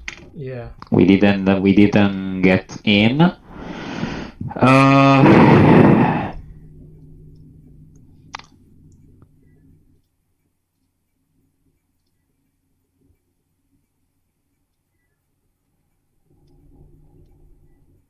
Yeah.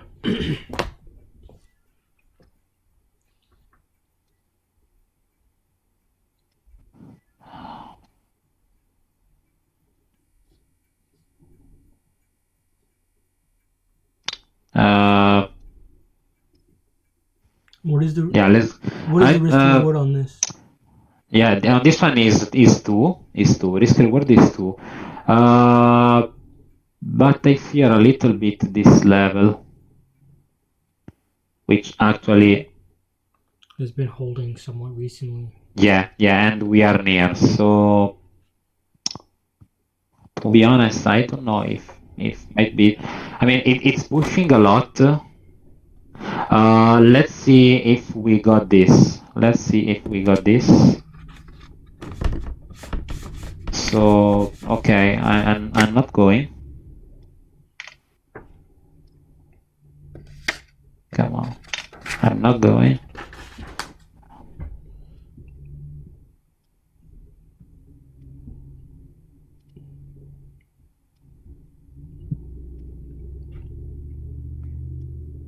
But as you can see, we were so near here. This was already a nice move. Just a couple of pips. What month are we in right now?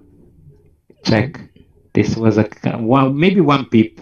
1 or 2 pips. Yeah. I put on the line and check. Fuck shit. I was just gonna say, I believe a good adjustment would be like when you make your pending entries. Maybe if I go to buy maybe 1 or 2 pips a little bit higher, so yeah, to account for we go in. Yeah, and also for the take profit, the take profit would probably be hit a lot more if it was at the start of the zone rather than like at the end. At the end or more deep into the zone. Okay.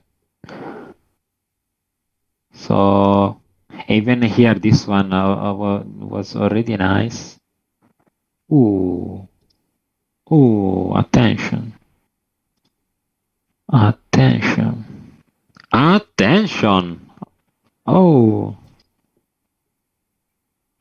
okay.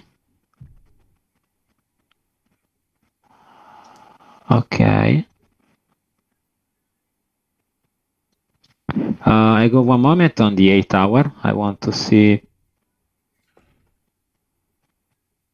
That same area.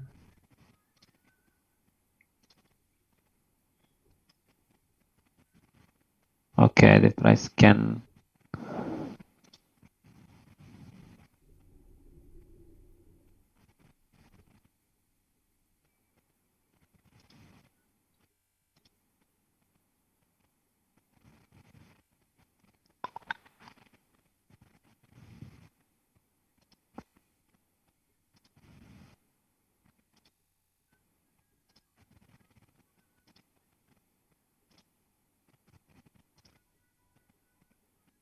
Okay. Yeah, this was another. Do you not use the 38 and the 38% when you're Fibonacci? I never use. Oh. I mean that doesn't mean that it's not good, but I just I just telling you I never use. Yeah. But you know about it? You know what level? Yeah, I know that there is. Yeah. But Okay. Yeah. You think maybe it was the 38? Yeah, something like that. Okay. There's another level like the 23, and not a lot of people use the 23. It's supposed to be like a very light retracement or something like that.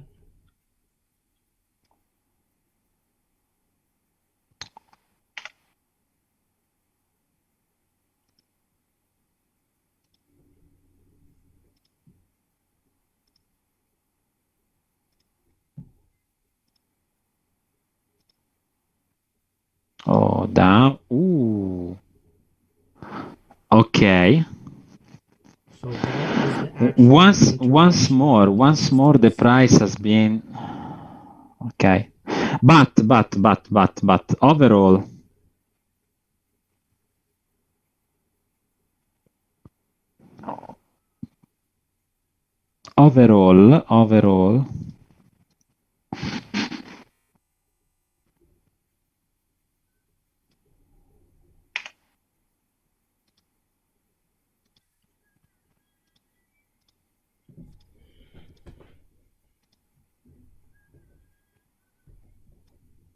oh, here now the 50 MA is again up. Yeah. Yes, man. Okay. Let's see what is gonna happen here. Maybe once again we can long.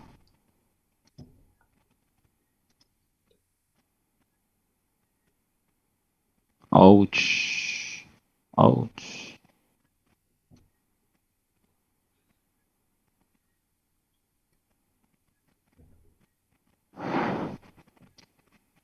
Okay.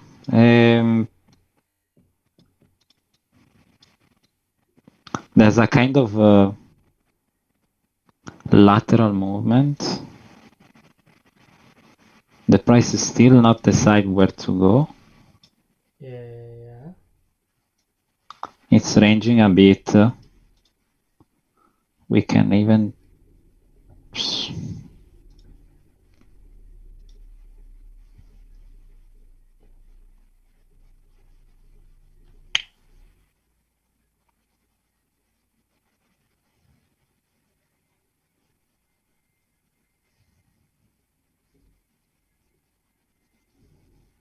I would like to go down, but in my opinion, this is gonna go up. I mean, this support has been broken, now becoming resistant, 50 MA up. Yeah. But still on the bias of the overall structure, I still think we're gonna go up soon. Okay, so you would take this as a counter trend trade to the downside? I will not go in, but because there are some stuff that brings me to sell and some others that bring me to buy. Yes. Okay. For example, this zone has been broken. Now we might go short because it's turned as resistance, and as you can see, we have the 50 MA up. Yeah. But the overall structure, it's already telling me that might start a new cycle. Okay. A new cycle. Let me see. Okay. Yeah.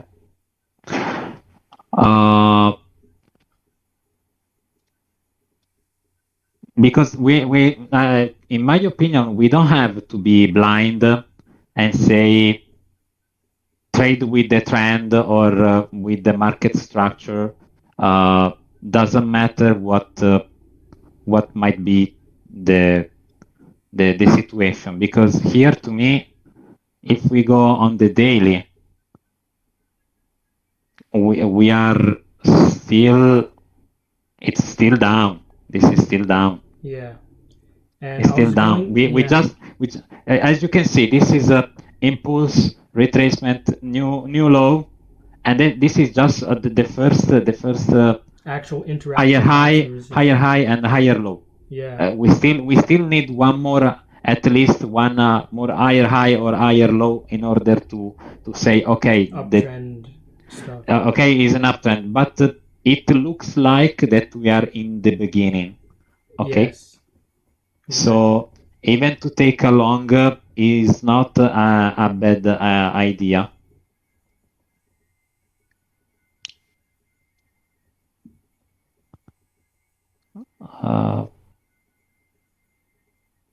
Okay, this is at 2.3. This is a 2.3, but to be honest, if we break this level, I would like to leave the target free. Okay. Okay, I mean, I gonna work just on the stop loss and this leave free, because if we break this level, there is a huge way. That's because basically check. TP1. If we break this level, the price might reach these new highs. Okay, and here we have something like 150 plus. Okay, this is a 230. Yeah. This is huge. This is a big whale. Okay, so let's see. Okay, we go step by step.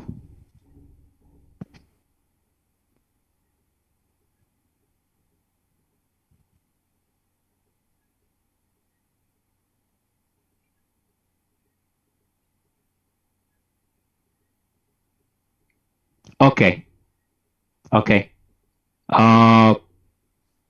We go to stop loss we move stop loss to break even. Okay. Yeah. And now this is risk free. Okay, we're gonna work only with the stop loss. Yeah, and it's an open take profit, and that's basically TP1 that you have there. Yeah, that's correct. Okay, let's see.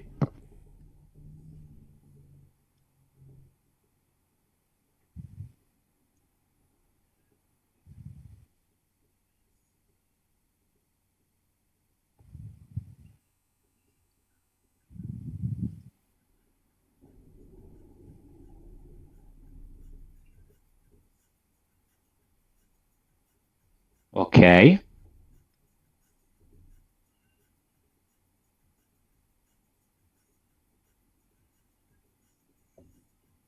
Okay. Since we are at a break even with this one, we might go with another entry. You want to go with another entry? Yeah. Okay. Since we are not taking a risk. Okay. Okay, this is a little bit more aggressive. Okay, but we are back testing. I can because another entry would be probably nice if we break this level. So we break here. Okay, here we can go for another entry. But since we are back testing, let's take this small risk, even if we are near a nice ceiling. Okay, this has hold several times, but I think it's gonna get broken because as you can see, we have another higher low, so probably fuck.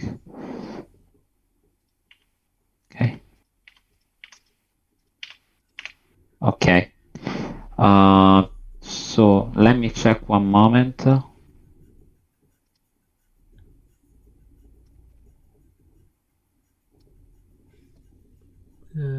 30 pips. Okay, 30. 32. Okay, if we leave like this is 1, 2, 3, which is not okay.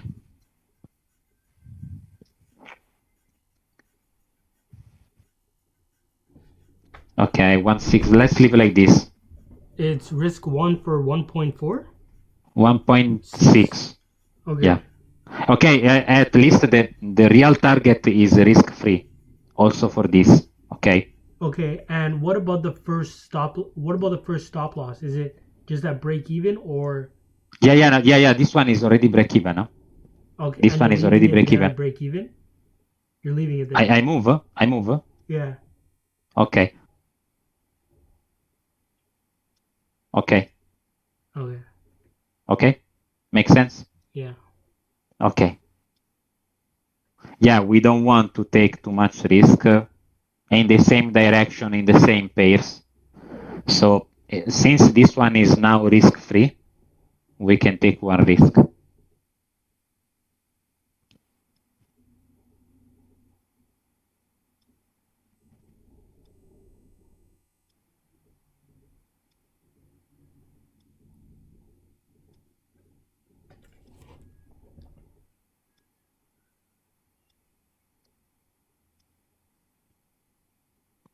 Okay.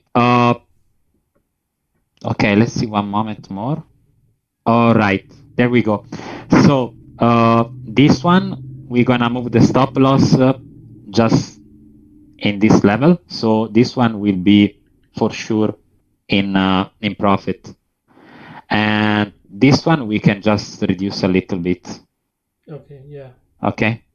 Because I mean now to me both of them are risk free. Yeah.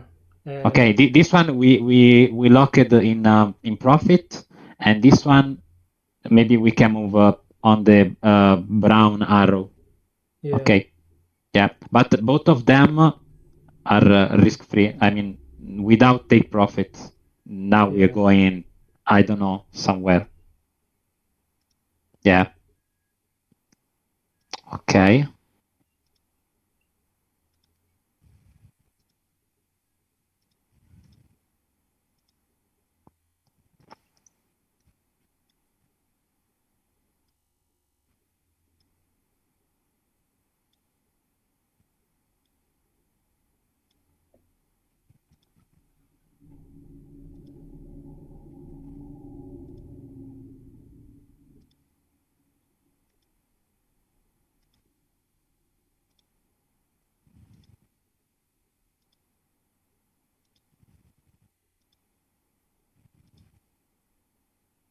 Okay, this one. And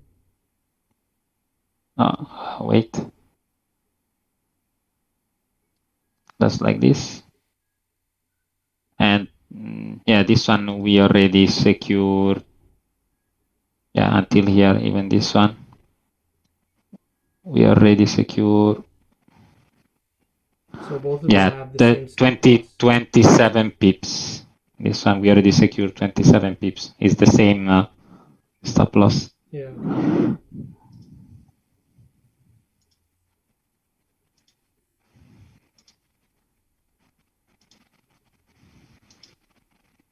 Okay. Okay, so both of them close. We got 17 lose and 27 gain. So we have 10 pips profit. Okay. Okay. I want to know what was the risk to reward on the first trade that you took. The risk to reward. Give me a moment. Now you won't be able to move the bottom Okay. stop loss out. Okay. Wait a moment. Let me.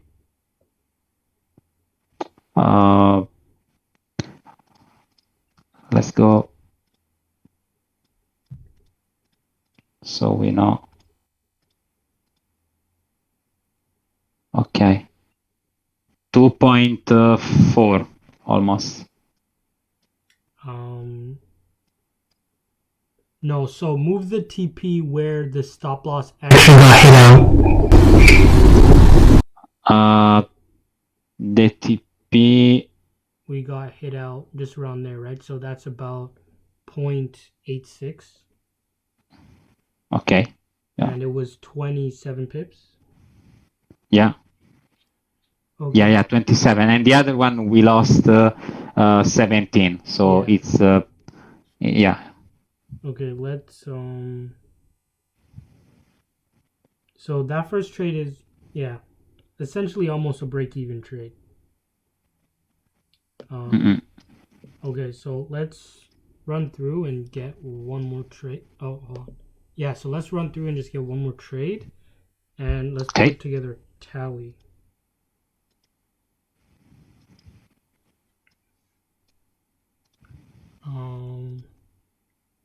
Yeah. This guy is coming back. Is coming back down.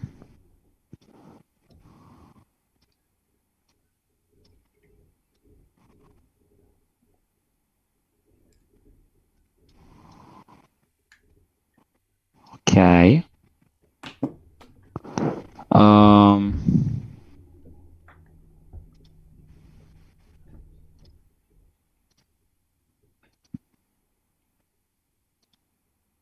Okay. 61.8 fib 71. Maybe it's gonna come again in this area. Let's see.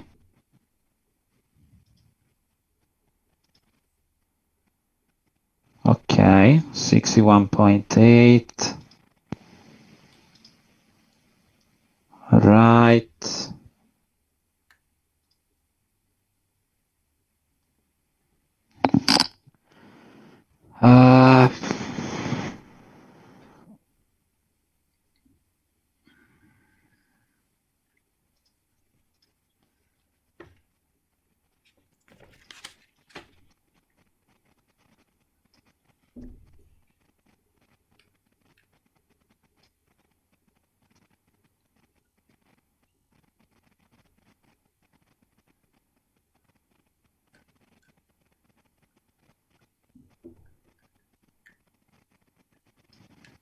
Okay.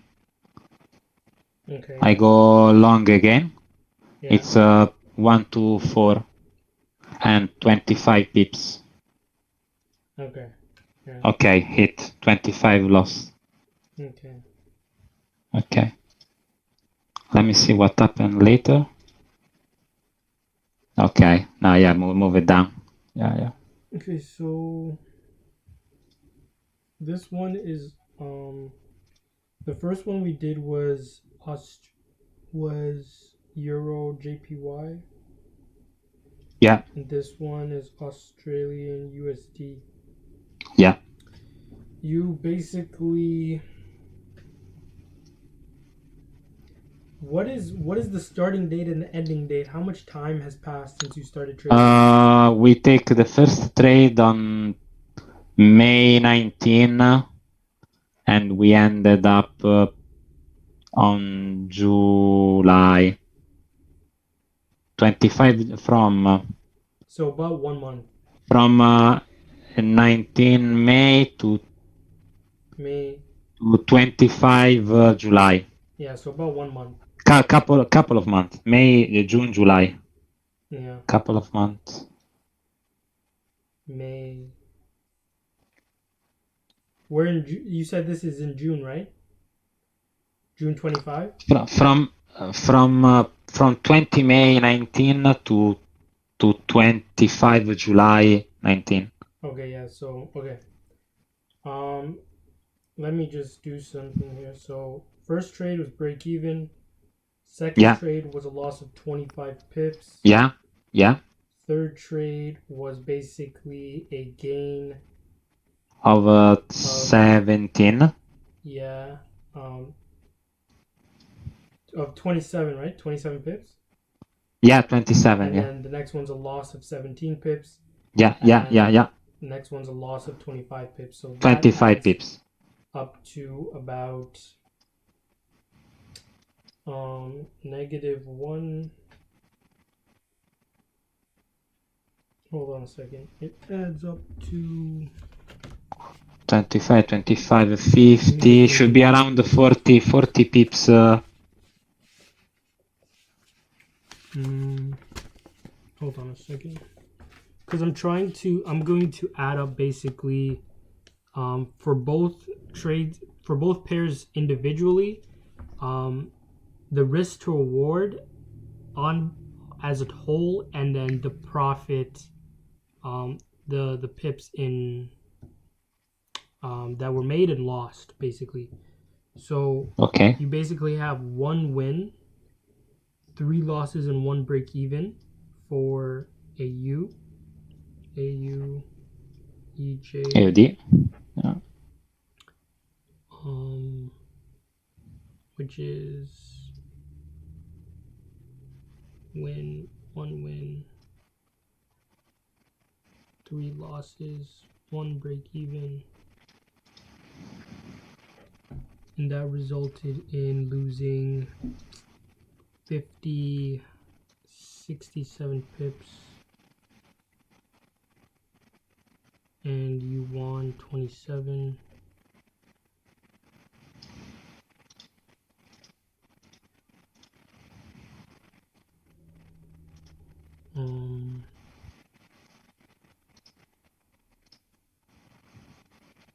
-3R to about +1R.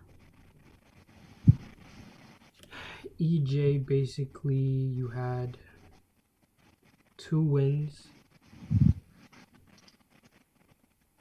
2 losses, and 1 break even. You lost about 94 pips.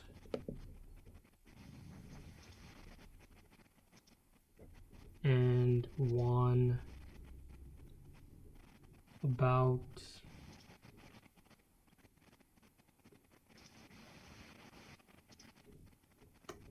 350. Hold on, 200, 350,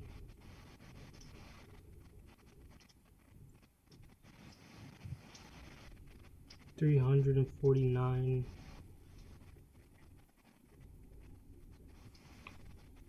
and then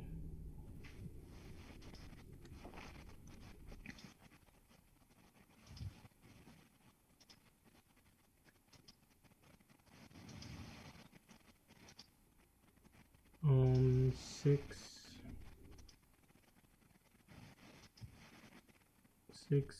7.8,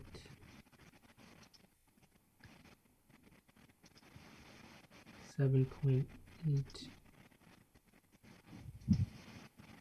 8.2,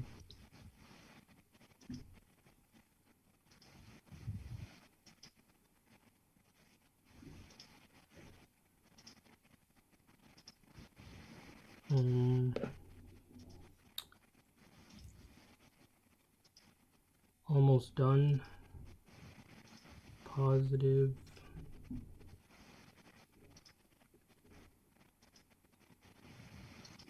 7,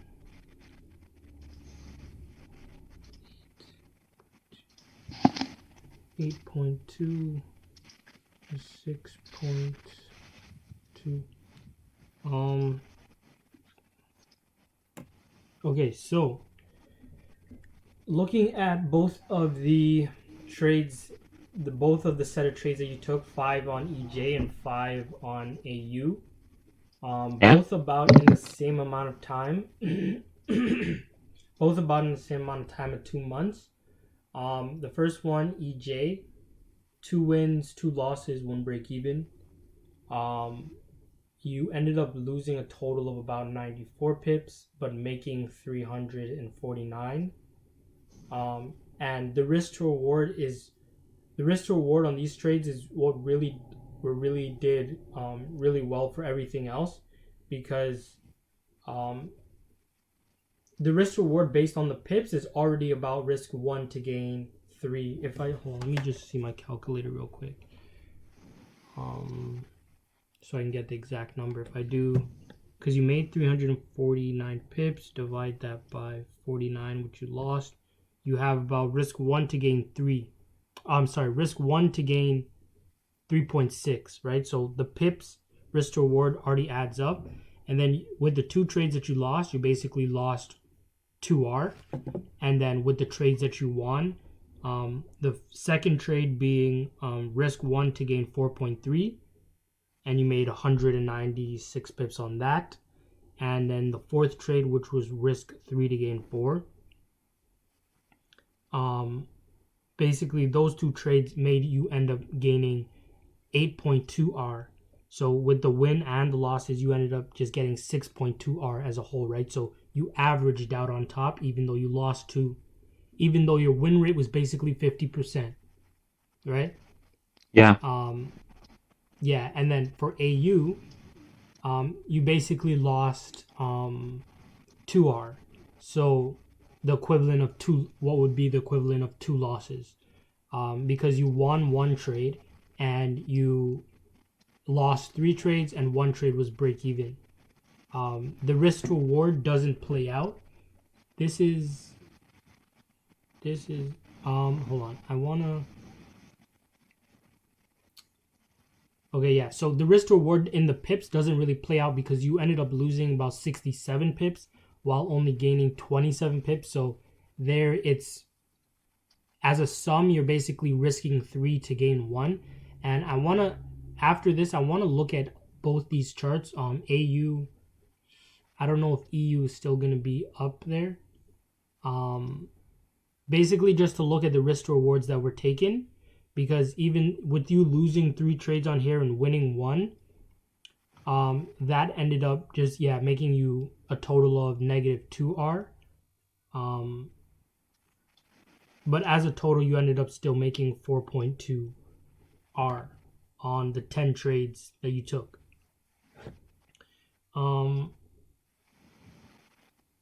Yeah, so AU wasn't a winning set, but as a sum, it was a winning set. 4.2. Okay, do you have any questions about that, or like, how do you feel about that? What are your thoughts? Okay. On overall, on the first pair that we have analyzed, I'm okay. On this one,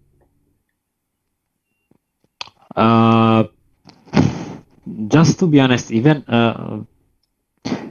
I mean, the last 3 trades that we've taken. Okay, the first one we could have closed it in a really nice profit. The second one was a little bit risky, and the last one was just to, let's say, close a little bit faster the session, even because we are over 2 hours of lesson. I don't want to bother you so much. But on overall, I also thought that this was a kind of triangle that was forming. Yeah. And that's why forming every time new higher lows, I thought that this was the time to break up. And in the end, that's always why, because at this point, I went long. Yeah. But at the end, the market came down. And it actually came into contact with the support area that you had all along of 68.25. Yeah, and so the first 2 trades, so like what I would think is like the first 2 trades, there's nothing you could really done about them. They were the setups that ended up hitting the stop loss, and the first one break even. The second trade, the third trade, like you said, it could have been closed out. It could have been closed out or something like that. I would say for the fourth trade, once you had that big break above the resistance area, that would have been a good moment to buy. I wouldn't say to buy, but at least cover the position that you're already in, because you have a few things. The current market structure, you already have a higher high formation, and then that big candle push broke above the resistance. And then what would make me want to add it in more is once price actually closed back below that area, right? Just showing a little bit of weakness and things Weakness. Yeah. And that would have aided to getting a higher risk to reward, because the loss would have ultimately been a little bit less. And then the last trade, it makes sense. I can see why you took it, everything like that. Yeah, because it were 71% Fibonacci, nice support resistance area, price making higher lows. So Yeah. I say might be. But the only thing that was bringing us to say no, you should sell was only the 50 MA that once again is working pretty much well on the 4 hours. Yeah. The 50, I use the 50 MA because on the 4 hours it's I think it's nice help. Sometimes also the 4 hours is wrong, but as we can see many times is helping us in the correct way. Yeah. Yeah, I would. Let's just have a look at. Sorry, I'm gonna try to take control of your screen really quickly. Yeah. Take it.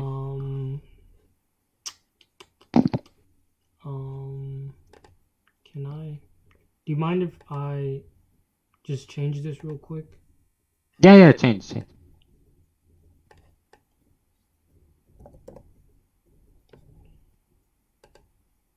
I want to see if the analysis is still there. It was 2018. Yeah, there. Yeah, I'm just gonna go to the daily. Go back. Yeah. It's still there. Okay, let me just put it on the 4 hour. I think this was at the start of January.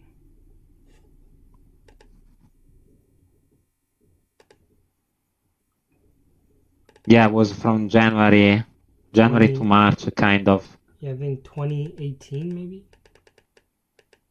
Yeah.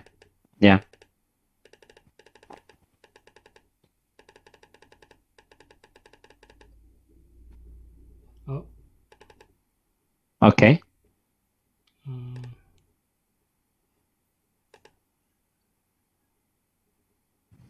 Okay, yeah. So this one here, just by So just by looking at the charts, I can see you did seem to aim for better risk rewards on higher risk rewards than on these on average. But these two trades did have open TPs, so that's something to take into consideration as well. You were more lenient on the take profit area rather than hard TPs, as opposed to these ones, which were all hard ones. And this was a break-even trade. This was a winner. Yeah. Something like that. This was -50, and this was a winner. And this one was a loss. How do you feel about this one when you did these trades? Where would where would you think that you would improve best? Like what are your thoughts? Personally, as you might know and understand, when you try to judge yourself and analyze what is going on, this is an overall thing that I'm speaking about. So this is not strictly involved only with forex, but this is just for also life overall. No, for example, with the sports, with the relationships, with the jobs and everything. So when you are the first person involved in something, it's always a little bit harder for you to understand what is going on and what you should change and improve in order to go one step ahead. So that's Yeah. why many times the coaches, teachers, and persons knows really much better than you what you have The to do, next where step to you have be. to work to improve in order to go ahead. Yeah. So what I see is that um, okay, many times. Okay, this is also regarding the 50% strategy and 50% mindset. Okay. Because, for example, here, okay, leave the mouse one moment. Okay, Yeah. this trade was lost. Okay. Um, First of all, maybe we need a little bit more, much more clear our strategy, because once again we played against the 50 MA, and Mm-hmm. once again we get cut it out. So if we use the 50 MA, maybe we need to match better with our strategy, because we have a kind of fighting between Yeah. the overall structure and maybe some Fibonacci, 50 MA, and something, and we can have some confusion. Yeah. So I take because, for example, if now I come here and they say, okay, this is going down, down, down, down, down. Why take a buy? Because on the other 50%, there is always and this you saw also on AUD USD with these two trades. There is always a willingness to have huge and huge and huge and huge profit. Yeah. So in order to have them, sometimes I go, I don't want to say counter trend, Mm-hmm. but maybe I try to anticipate a little bit in order to have a much more higher return. And this is what this is. It's why sometimes I tell you. Uh, Sometimes I'm a little bit gambler. Okay, Okay. because maybe it's not the right time to remove the take profit as I Mm-hmm. done in the AUD USD, or maybe I could just say, okay, this is a weekly line that has been supporting the price many times, Yeah. but that doesn't mean that will work. Of course, the price didn't help us, because as you can see, as soon the price reached this area, start to go up and down, and it was kind of confusing. As Yeah. you It can was see here, really. resistance, breakout, false, resistance, resistance, then breakout, and then break again. Okay, here the price was fucking bad. Okay, to be honest. But the psychology maybe can be a little bit adjusted. Yeah. This is my overall thinking. But as you can see here on the Euro JPY, I did a good job overall, even Yeah. because we had like more than 100 pips in profit after Mm-hmm. the 5 trades, and also because maybe we read a little bit much better the price, the chart, the structure, and we were able with the proper risk reward to have a nice results. Yeah. But at the same time, as you can see here on AUD USD, so still this still maybe a little bit to adjust, because, for Yeah. example, again, this is 50-50, because when the price reach this level, you might also think to sell, as happened here. Sell, Yeah. sell, sell. It's kind of normal, but at the same time, we had a higher low, so maybe the price was about to reverse. Since I have this kind of huge profit mentality, Yeah.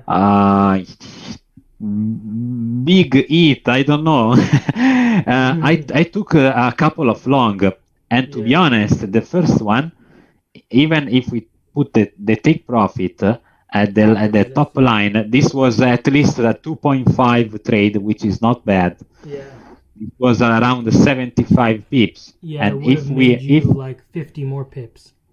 Yeah. And if we took this trade, we were, even if I took one break even and 3 losses, but with this trade we were safe, because here there were 25, 30, and 25, which are 80 pips. Okay, 80 pips of stop loss and 75 as a take profit. We were after 5 trades in break even. Okay, it's not a good result, but at least we are okay. Yeah. We are okay. And if you match this result with the previous chart that we analyzed, you would have we are still good. Yeah. We are still good. So this time, what kept me away to be, let's say, a good trader was the kind of greediness. I want many pips. I want to go. Yeah. I want to eat. So. What was I gonna say? I was going to. Yeah. So basically, what you were saying before on the rejections of the resistance. Yeah, I was gonna add 2 points. 2 things that you'll probably do. That'll probably help a lot is after entry, pay more attention to the market structure that's being formed.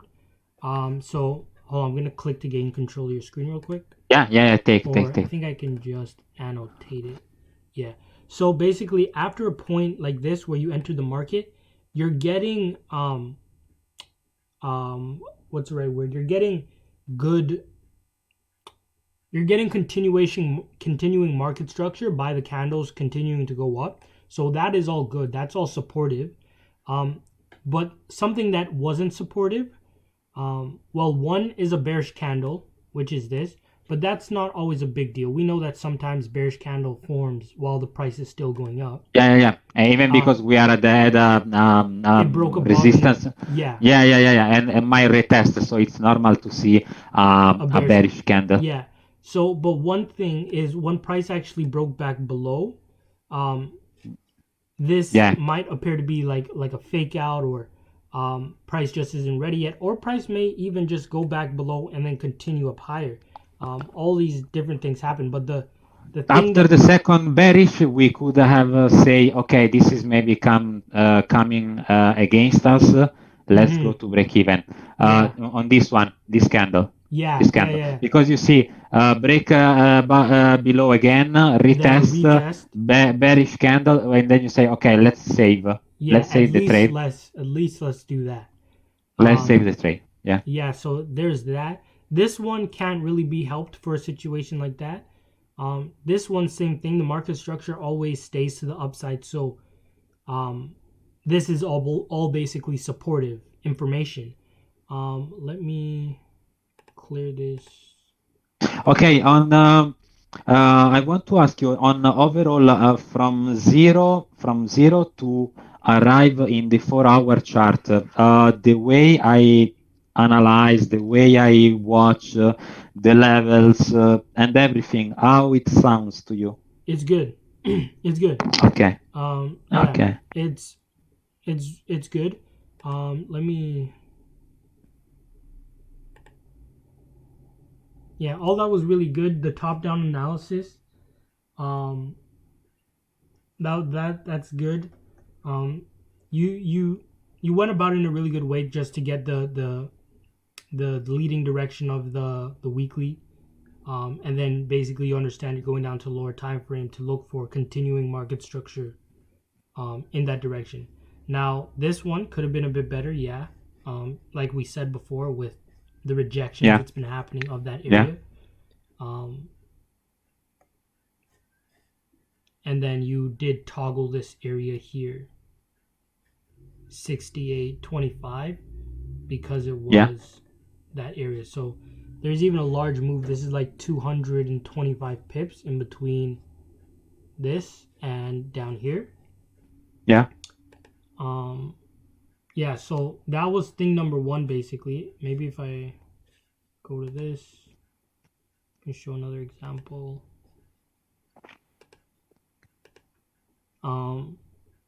Yeah, so just being aware of the market structure. So let's say you were to even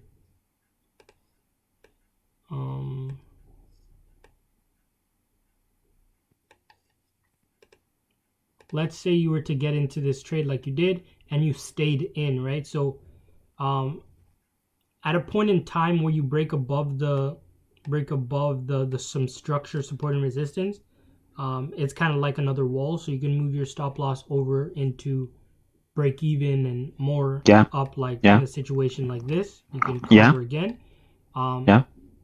But you're just aware of the market structure. So yeah, we're getting higher highs, but then we actually get like a break of structure back to the downside. And this is one of those really bad things because this is a big deep candle that breaks through one support, two supports, and basically comes back down to this one. But it's like what you did in this situation here, to be aware of the market structure, to see that we're going into consolidation. Let me adjust my position based on the information being formed in the market. I was thinking, we talked about this before, but same thing for this.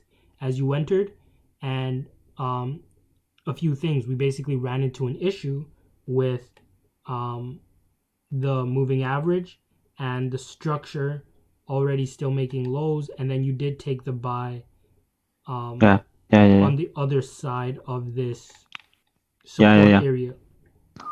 So that was the other thing. Once you've seen this, the 4 candle consolidation, then the break back below, the break to the downside, the rejection of the moving average, all these type of things, just being aware of the market structure, you could have been like, okay, let me either tighten my stop loss or just move it to break even, because you see that there's issues like this is not progressive nature. Price isn't going up, showing you supportive information, right?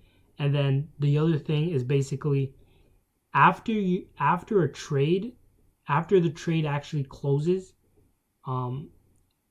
I personally like go back to the higher time frame just to gain a just to reset my analysis, because maybe certain levels were hit, and you did do this a few times, like was it on this?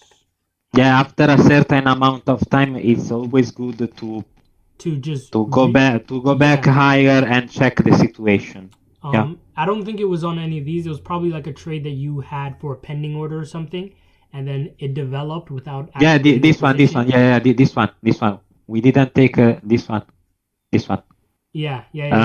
For 1 or 2 pips, this was nice. Anyway. Yeah. Yeah.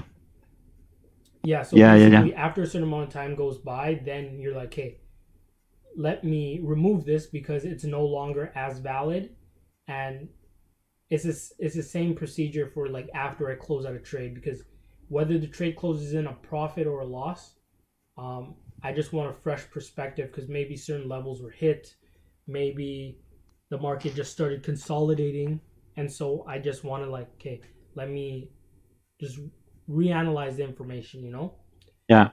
Those were the 2 things that I think could adjust that would help make the TP a little better. I'm probably going to actually write a little document and share it with you on some adjustments and things like that.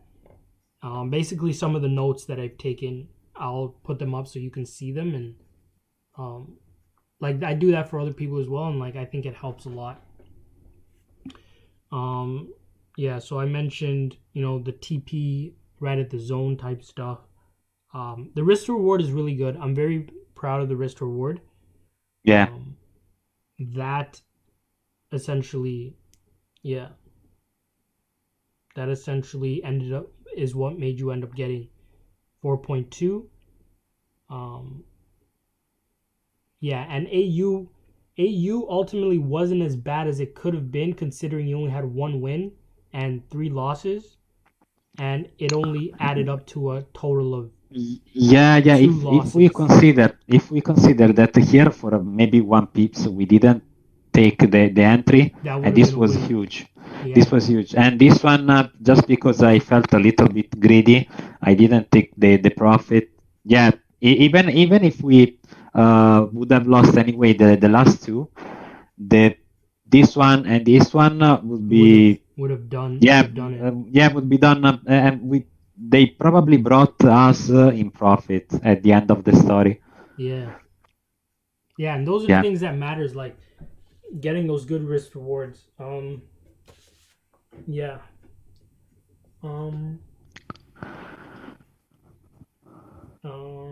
Did this fire up any other questions for you? Do you have any other? No. For me, as I told you, the two keys for me are the way how to analyze, so understand if to go long and go short, and a little bit of the about the mindset, just not being too much greedy or too much fear, or something like that. Analysis, just to understand that you don't need to be right on all the trades. Like EJ. EJ, you had a 50% win rate, but the risk to reward was still 1 to 3 on average, or one. Yeah, so things still added up. Yeah, as you can see, the risk reward for me, it's something about okay. Actually, there is always a way to improve, but on average, if we have 1 out of 3, 1 out of 4, 1 out of 5, I think it's okay. Yeah. Of course, maybe you say, hey, bro, I trade 1 to 9 risk reward. Okay, you have a much more experience. You are on another level. It's okay. It's okay. I can understand. Yeah, so next, markup questions. Just a moment. Okay, I'm gonna put together a document and basically add all the notes. I put 1, 2, 3, 4, and you have a system basically for covering your positions, and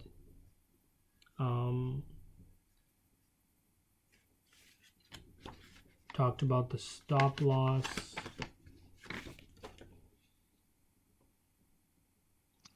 One, two, three. Yeah, and your losses were small, which is really good. Your losses aren't ridiculously large. We don't want to take. I mean, even if we take like 40, 50, 60 pips, we have to work with the lot size. We don't want a big lose. Yeah. As I told you, if I can trade with 25 to 30, 35 pips of stop loss, that is my range. Yeah. That is my zone. Okay. 2 for 1. Okay. Okay, so good work. I feel okay because I already had an idea of what might be my points of weak. So regarding again psychology and a little bit going deeper and improve the strategy.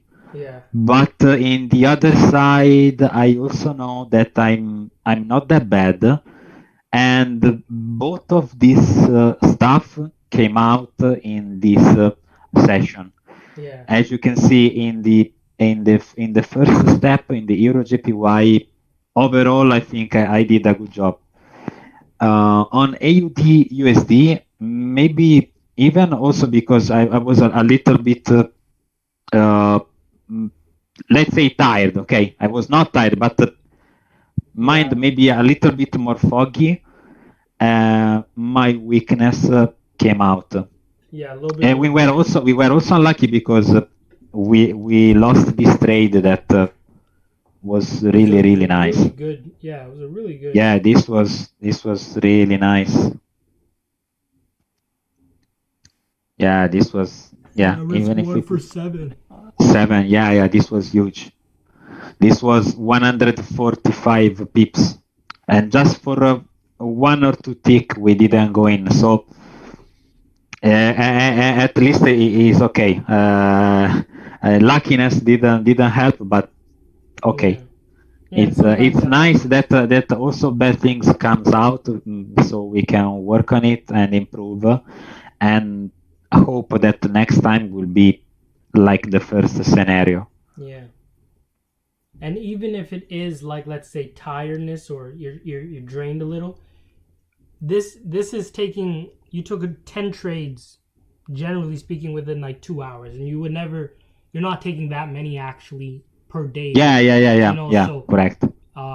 you would ultimately use a bit less brain power in the amount of time, so you would be able to provide fresher and Mm-hmm. Yeah. better And thinking ideas. and if you remember also here, when there was the break of the structure, and I put this area and this line, Yeah. and here we didn't go in just because We maybe talked I about saw that the one too. candle that was to be honest, if I look at it now, I would like to say, wow, this was an entry. This was Yeah, an or at entry. least a pending order after Yeah, the yeah, yeah, yeah, rejection. yeah. Also because after, as you can see, we had another spike. So this Yeah. was really, really perfect. But I don't know, we didn't go in. Okay, here there was a nice trade. This was nice trade. Also because, uh, as you can see again, the level that I marked was really perfect. Watch, this was really perfect. Yeah. And if you take the trade, oh, okay. Even if we go here, okay, and this was like kind of 20 pips. This was another 1 to 3 Yeah. risk to reward ratio. Another 60 pips. Yeah. Those Yeah, those would have been really good. yeah. We missed 2 trade in this scenario, but okay. Yeah, it's life. Those things realistically happen. Yeah, yeah, yeah.